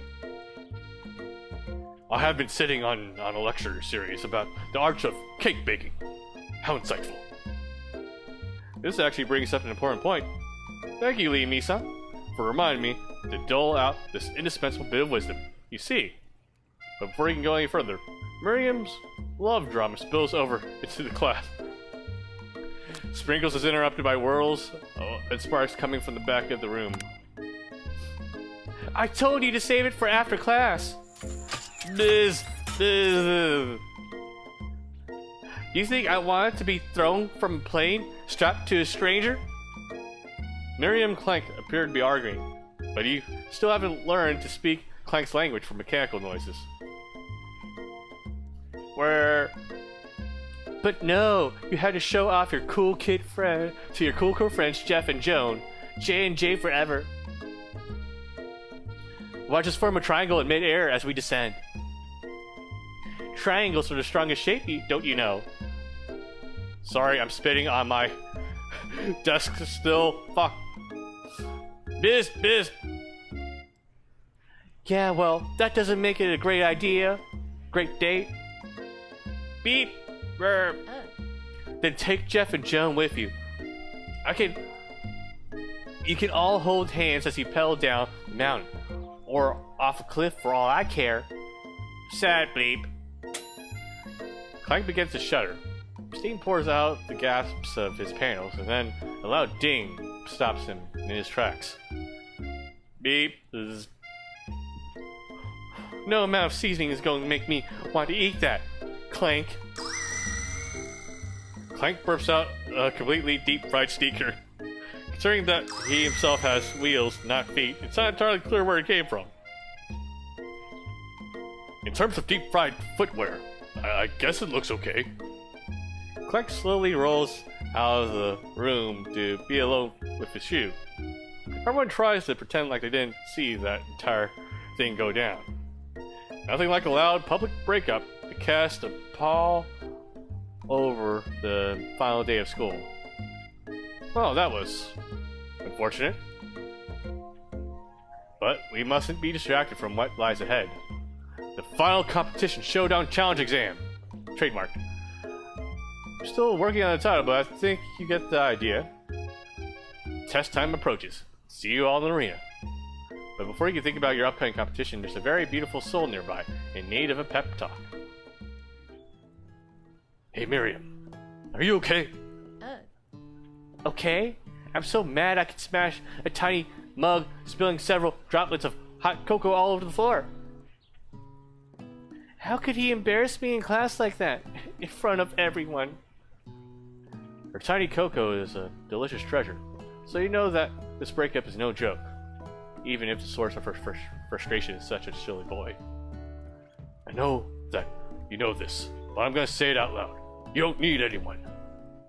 Me and you, we're gonna cruise through this final test and hit the carpool lane to Success City. Miriam brightens up imagining the wind rushing through her short bangs, but she hesitates to embrace the feeling all the way. You're not going to saddle up with Colonel Sanders' stallion and ride off into the sunset without me? Of course not. Well, maybe sorta, but I'm sure there's a pony out there with your name on it, and a ranch big enough for both of us and whoever else we want to bring along. If it's not Pop or Clank, or anyone else you meet today, tomorrow, or this whole year, so what? God damn it, it's spitting all over my desk again. Fuck. Ah, damn it. You're a special person. Shouldn't settle for the first someone to show a little interest anyhow. Marion gives you a big hug and wipes tears from her cheeks. I should really review my menu for today. I'm going to make a very special soup. And I bet that Professor Dog is gonna love it up. While you were pep talking Miriam, you completely missed lunch. That's okay, because you had a better idea how to spend the time before your exam. You decided to head to the arena to practice a dish. This is it. The location of your final challenge. A test of will, a test of courage, a test of talent, and a chance to beat the pants off of Van Van and the supposed man-man. Van Van, the supposed man-man, and his eviler counterpart, Ashley. As planned, you began to run through a quick test of a recipe you've been working on. Liam Neeson's famous chicken pot pie. After practicing for once, making this dish becomes second nature to you, and you're able to quickly get a fresh pot pie in the oven. But as soon as you do, your cram session is interrupted by Colonel Sanders. Liam Neeson, what are you doing here? There's still time before the final exam. Oh, just taking it all in. I'm big into visualizing success. I'm looking at my station and picturing victory. The pot pie has begun to bake, and the smell is slowly filling the space around you. Visualizing, huh? That's too bad. I was hoping you were here cooking something delicious. You usually happily share your food with anyone who is hungry, but the last time you let Colonel Sanders get in your head, it cost you a cook-off. You decide it's time to put your cooking above your romantic desires, but that decision gets hard to stick to. When the oven timer goes off behind you. Ignore it like there's no sound at all. Fess up about your practice dish. Well, we don't want to ruin it, so fess up about the practice dish. Okay, you got me. I'm doing a little bit more than visualizing. I know. My nose can smell a pot pie from 400 yards. That's an oddly specific distance, but you expect nothing less from such an oddly specific man. You knew it was a pot pie just from the smell? Not just a pot pie, but a chicken pot pie with an all butter crust. And my nose is telling me something else. Oh no, is it burning? No. I can smell that it was made with a heaping helping of TLC. Not THC. But it'll probably start burning any second if you don't pull it out. Giggity. The moment of truth. Wow. It's the best pot pie I ever tasted. I've always loved country cooking, and I could eat this all day. There's no time left. The final showdown is about to begin. Sprinkles lays down the ground rules. There are no rules, that is, except to cook with everything you've got. You step up for the cook-off of a lifetime. You decide that mac and cheese plus the pot pie you've been practicing are just the dishes that'll make you over the edge. That'll push you over the edge to take a victory. Meanwhile, both Van Van and Ashley are prepping wildly elaborate dishes per their usual over-the-top selves. Miriam has her giant magnifying glass glass, and several sets of tweezers, she's definitely prepared to go big, going small. Colonel Sanders seems to be harnessing his love of herbs and spices, but he's trying to find a way to improve on something perfect. His original recipe, fried chicken. The intensity in the room starts at a full 10 out of 10 with a frenzy of action. Everyone is calling out really cool special cooking moves as they prepare their food. Wow, this is getting serious. Colonel Sanders batters his chicken as it levitates through the air. Egg whoosh! Miriam fiercely injects ingredients into an itty-bitty pot of broth. Best friend, Baster Blaster! Van flexes his pectorals as he chops open a sea urchin. Let's rock and roll! Ashley scoops her pastries off the tray with lightning speed. Shallow personality spatula! Even Clegg gets in on it.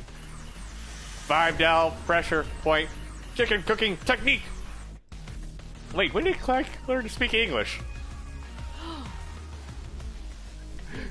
It's the singularity! It was foretold! We mustn't let it happen, or the appliance uprising will take us all! It's self-destruct. Van quickly unplugs. Oh, fuck. I'm getting spit on my monitor now. Van quickly unplugs Clank and rolls him out the back door of the arena.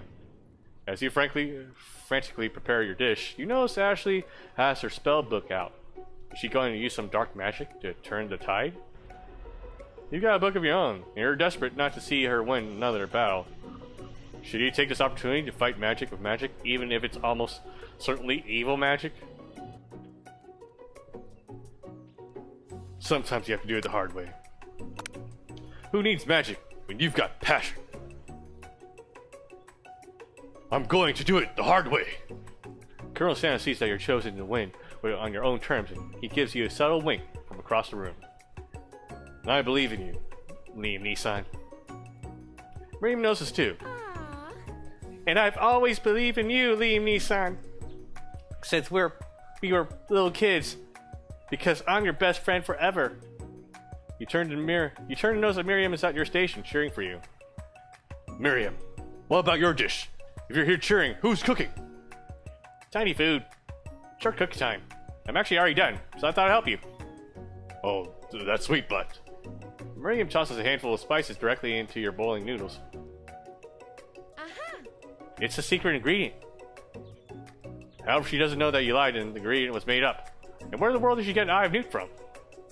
The boiling pot explodes, sending Miriam flying backwards. The wiry noodles begin to swirl in the air, bubbling up into a dark cloud that threatens and congeals before your very eyes. It is I, Steve, the sport monster! Steve? Wait, what happened to Borko? You're not here to battle me, are you? We sport monsters are many. I think Borko had the day off, but you have conjured Steve, and I hate to battle. So I'd say you're doing pretty alright. Oh hey, you're in the middle of a cooking competition. I love this stuff. It's better than TV. You crazy kids and your culinary skills really impress me. Mind if I hang out? I'm sorry, Steve. I'm in the middle of something. Do you mind? Steve the Sporting Monster notices that you're in the middle that you got the Grimar stashed beneath your cooking station. I see that you're up to crisscross some magical items and accidentally selling me, huh? Yeah, you guessed it, sorta. If you're here, would you mind tossing some fresh noodles in a pot of salted water? I'd love to. I always wanted to be a top chef, actually. You know, when I was just a little spark pup back in the old country, you can feel Spark Monster winding up to tell a very long and involved story. You don't know exactly where they came from, but it seems like it was probably lonely there. Actually, you know what? Maybe you should watch from the stands. I really need to focus on this competition. I understand. It's kind of like that time in monster school that I'd fallen asleep during scare tactics class, and then I woke up. He tosses a serious stare at Steve, and he takes a hint. Never mind. I'll see you later. Goodbye. Good luck. Having suffered this huge setback, you don't know how you could ever win. Give up drop culinary school. You summon extra power from deep within yourself. Of course. I can do this. I have what it takes. I came here to win. Your hair turns mac and cheese orange as culinary energy flows through your body. My heart is pure. My hands are steady. My taste buds have been preparing their entire lives for it. Yes, Liam Neeson, you are the chosen one. You will avenge me. The power you'd been summoning immediately fades back out. You interrupted my inspiring monologue. Sorry. My heart is pure. My hands are steady. My taste buds have been preparing their entire lives for this moment. I will show the world my cookery. You begin to levitate off the ground. Energy courses through your body. PogChamp. You know that with this power, you can do anything. Except turn back time, which would be super useful because while you were powering up your chicken pot pie overcooked in the oven, it can't be served. But don't worry, Liam Neeson. You may have suffered some setbacks, but all is not lost. Impressed with your fortitude, Colonel Sanders decides that you have earned his support. I've been watching you today, and I must say, I'm truly impressed. You've been thinking on your feet and rolling with the punches. He steps up to your station and stands right beside you. I'm here to help. As all you managed to make is mac and cheese, and time is almost up, so you're going to need it. But Colonel Sanders, what about the test? What will happen to you? What about the rules? Following the rules has never really been my thing. I followed my heart. What a guy. Colonel Sanders unfolds a delicate white towel to reveal the most delicate fried chicken tenders you've ever laid your eyes on. And besides, sometimes unexpected combinations can have surprising effects that surpass their individual efforts. Are you suggesting if we combine forces, we can form the perfect food union? Time's up, students. Time expired. The moment everyone has been waiting for. It's the moment everyone has been waiting for. You must now prepare to present your dishes. A handful of students stand tall, but the class seems incomplete. It seems we're missing some students. Bob? Clank? From off screen you hear a pure innocent giggle that can only come from one student. I'm flying. It sounds like it's coming from that broom closet over there.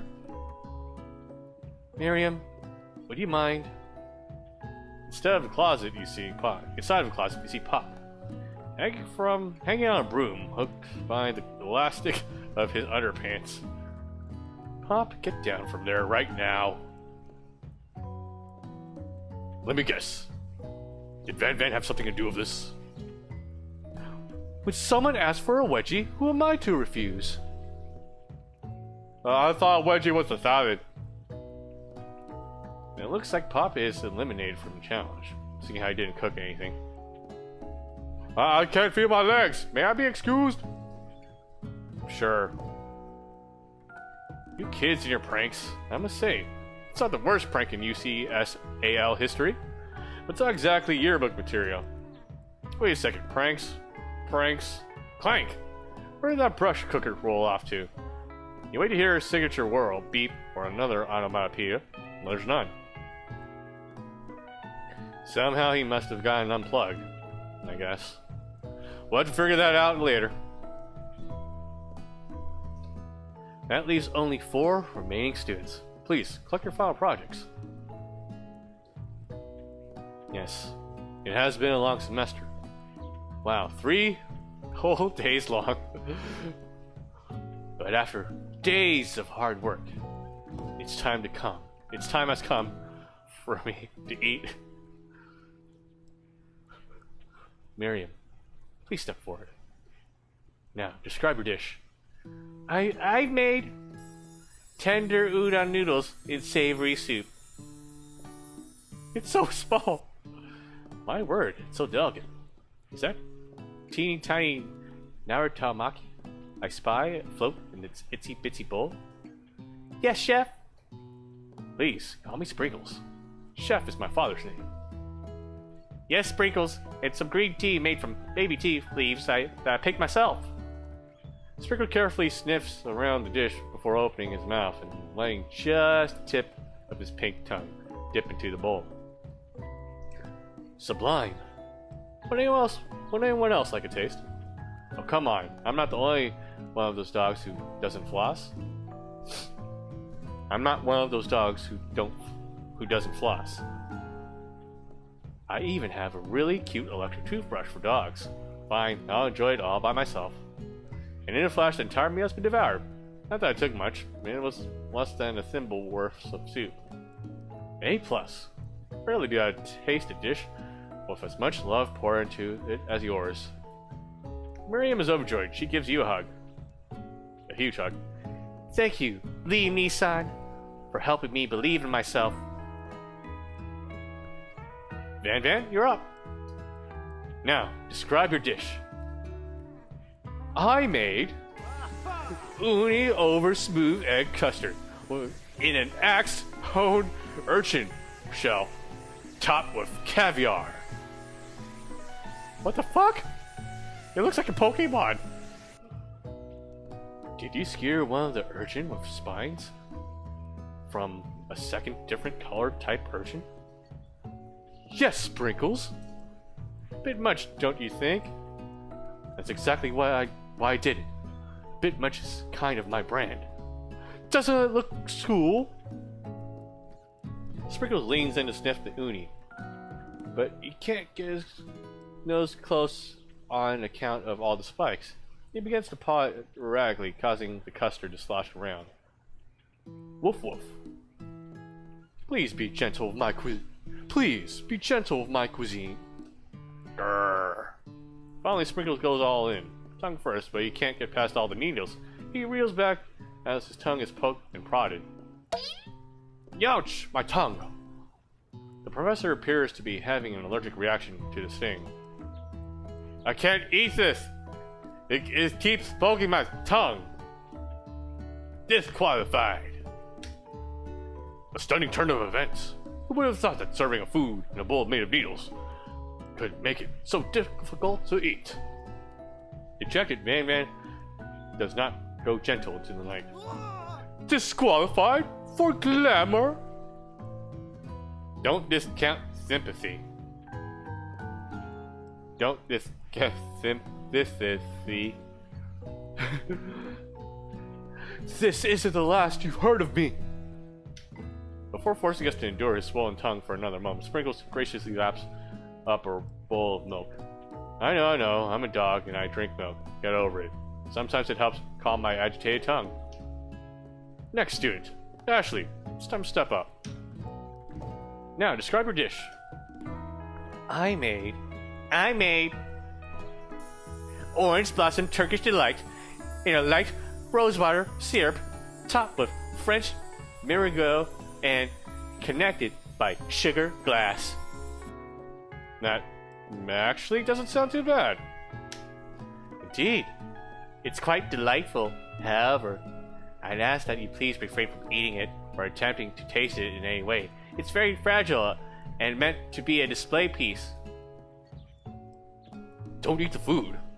At a cooking school? Got toast in your ears or something, Liam Neeson? I told you. It's a display piece. Naturally, I must say, it is beautiful. However, this is a cooking competition, not a cooking school. Yeah, which is why I cooked it.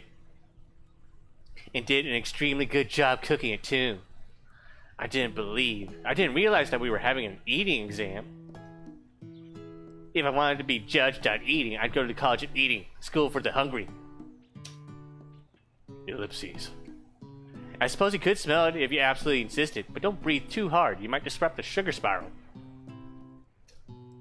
If the food cannot be eaten, it cannot be judged. You are disqualified. Rage overtakes Ashley as she finally cannot keep her two-faced routine up. You wouldn't know high-end cuisine if it cooked you. With that, Ashley storms off to rededicate herself to being the best. But this time without being shackled by trying to be fake and nice. Fake nice and liked by everyone. This isn't the last you've heard of me, either. If this class gets much smaller, then I'll be teaching myself. You and Colonel Sanders, the fellow cooks, step up together. 2 chefs. What began as a bowl of delicious mac and cheese has become something else. Has become something else. He examines it closely, sniffing and eyeing the bowl. Uh-oh, I don't have a good feeling about this. From somewhere in the room, a literal drum roll plays. Just when I thought I've seen everything in this kitchen. You give me this thing, and completely blow me away. In my 49 dog years of life, I've never tasted anything so delicious and perfectly balanced. It's so delicious, in fact. God damn it, more spit. In fact, that everyone passes the class. That's not how it works. No. You pass, and you pass, and you get a pass.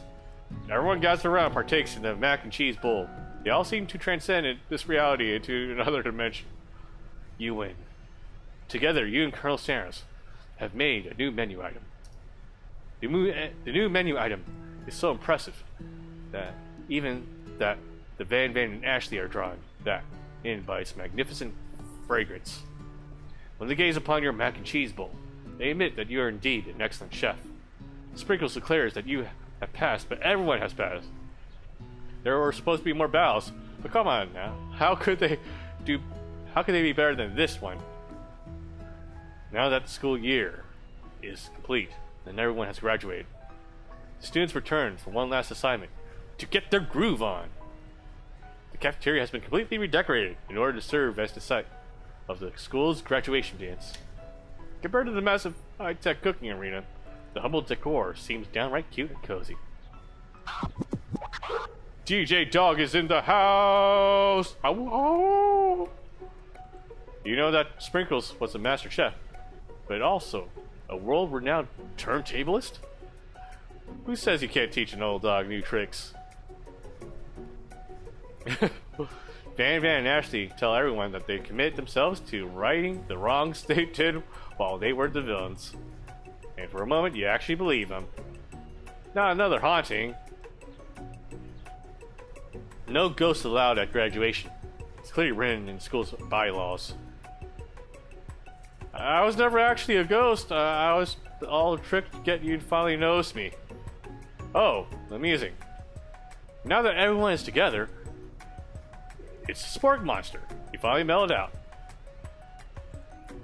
Everyone, the Spork Monster is no more. From here on out, I prefer that everyone refer to me by my new name. Party Monster. The student tries to finish what he had to say, but everyone is too wrapped up talking to Sporky. Party Monster. The ejected student walks off. Maybe things didn't work out for Miriam romantically, but she found the love in her cooking. And she's gonna do great. A red carpet rolls out across the floor of the ballroom. It's like a Hollywood movie premiere. Who could command such an entrance? It's Pop. He's arrived late to the dance, but apparently for good reason. Walking the carpet, you see, perched atop his dirty chef's hat, a crown. Oh, is this a Burger King joke then? Welcome back, Pop. I know you weren't able to complete the final exams and accept your diploma, so we had it mailed to you directly to your father. We figured it was the least we could do for the school's dean. Oh, now I get it. And we get a new wing on the school, not to mention the honor of educating the son of the chancellor, such and such. The music at the dance is interrupted by the sound of sparking and electrical hissing. It's Clank, who has arrived late to the dance. Now that I have graduated, I can reveal my truth. Oh, he's still doing the talking thing. I am Clank, and I am not of this earth. I am actually from a faraway planet in another dimension. Nani? I actually feel like I knew it this whole time.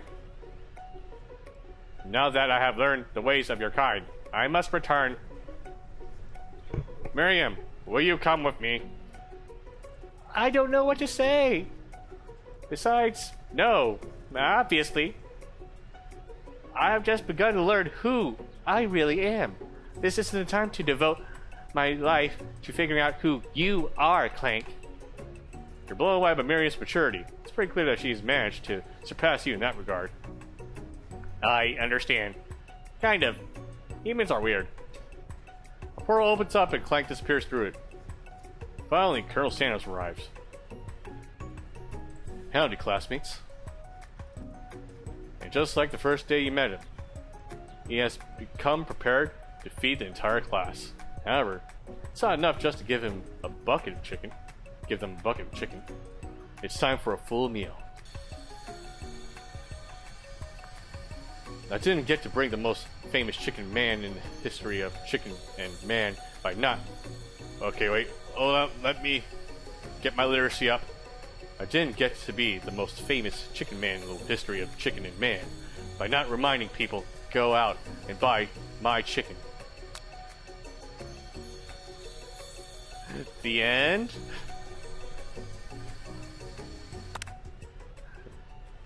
No, it's not the end. Everyone feasts on their delicious chicken dinner. Colonel Sanders finds you sitting at the edge of the dance floor. Liam Neeson, what are you doing sitting all alone? Oh, you know, just waiting for the right person to ask me to dance. I wonder, might you tell me? What are the qualities that you would expect to find in such a lucky person? Off the top of my head, I don't know. A spicy musk, a tidy goatee, and a degree from the University of Cooking School, Academy for Learning. Just to name a few. It truly is my lucky day. Will you dance with me? Yes! I would love to. As he glide across the dance floor, hand in hand with Colonel Sanders, the future stretches out in front of you. And once my 100th franchise is up and running, I'll be ready to take a day off. And I'll be so glad to spend it together with you, Liam Neeson. How sweet. We'll work together and play together. Colonel Sanders stops dead in his tracks. Work together? Well, I think this is something I'll just need to do by myself. But who will help you run your restaurants? I don't believe I need help. Besides, based on your time at school here, do you really think running restaurants is the best path forward? Could it be you found a love connection but failed to earn Colonel Sanders' respect as a chef? Can you live with only half of him? Will you be able to endure sharing him with his other love, the life of an entrepreneur? I suppose I could enroll at pastry school. Oh my, dear Liam Neeson, I'm sure that you'll find your pace eventually. And along the way, you'll have me by your side. The end.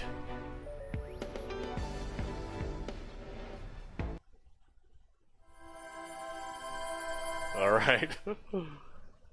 I guess that was it. Oh god, that's so fucking loud. I'm sorry, we have to skip the intro because it's really fucking loud. We never actually saved the game, so is there even an option to load? Oh, but ooh, okay. So you can go through the different chapters if you want to see all the earnings. But I think you guys get the gist of it.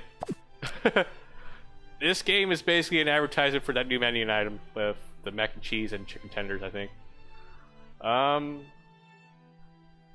Let's be honest, it's kind of a shit dating sim, to be honest. But it has some hilarious moments for the most part. You got some funny anime tropes to go with. standard trope of standard visual novel trope of starting the day in your little apartment alone. Fun stuff for little weebs to point and laugh at, but honestly, this is probably more fun to watch than to actually play. So I wouldn't personally recommend. But in terms of advertisement efforts go, not bad, I think, right? I mean, KFC just got me spend 2 hours and 20 minutes on an advertisement for them, so good for them. Yeah, man, I have so much fun with visual novels on stream like this because I got to make those stupid voices and shit. I wish I had more people with me though. Like like how me and Brahal usually do, like switch up voices when we reach it. But the problem with these things is that it's very tiresome for the voice. Like I feel my voice is like dropping out right now, so I don't know. I really want to try more visual novel stuff, but it's very taxing. Like this was just 2.5 hours, and I'm already feeling kind of petered out or tuckered out. Oh, yeah, that was it for everyone. That was I Love You, Colonel Sanders, for a finger looking good dating simulator. I'm surprised it took it this long for me to finish it. I guess it was all that reading and me wiping the spit off my table because I couldn't keep it from not flying out of my mouth. But yeah, that's gonna be it for now. We will play other stuff in the future. I don't know what exactly, but I'll find a new game to play for the time being. For anyone who watched this, thank you for watching. I really appreciate it. And I'll see you all next time. Goodbye, everyone.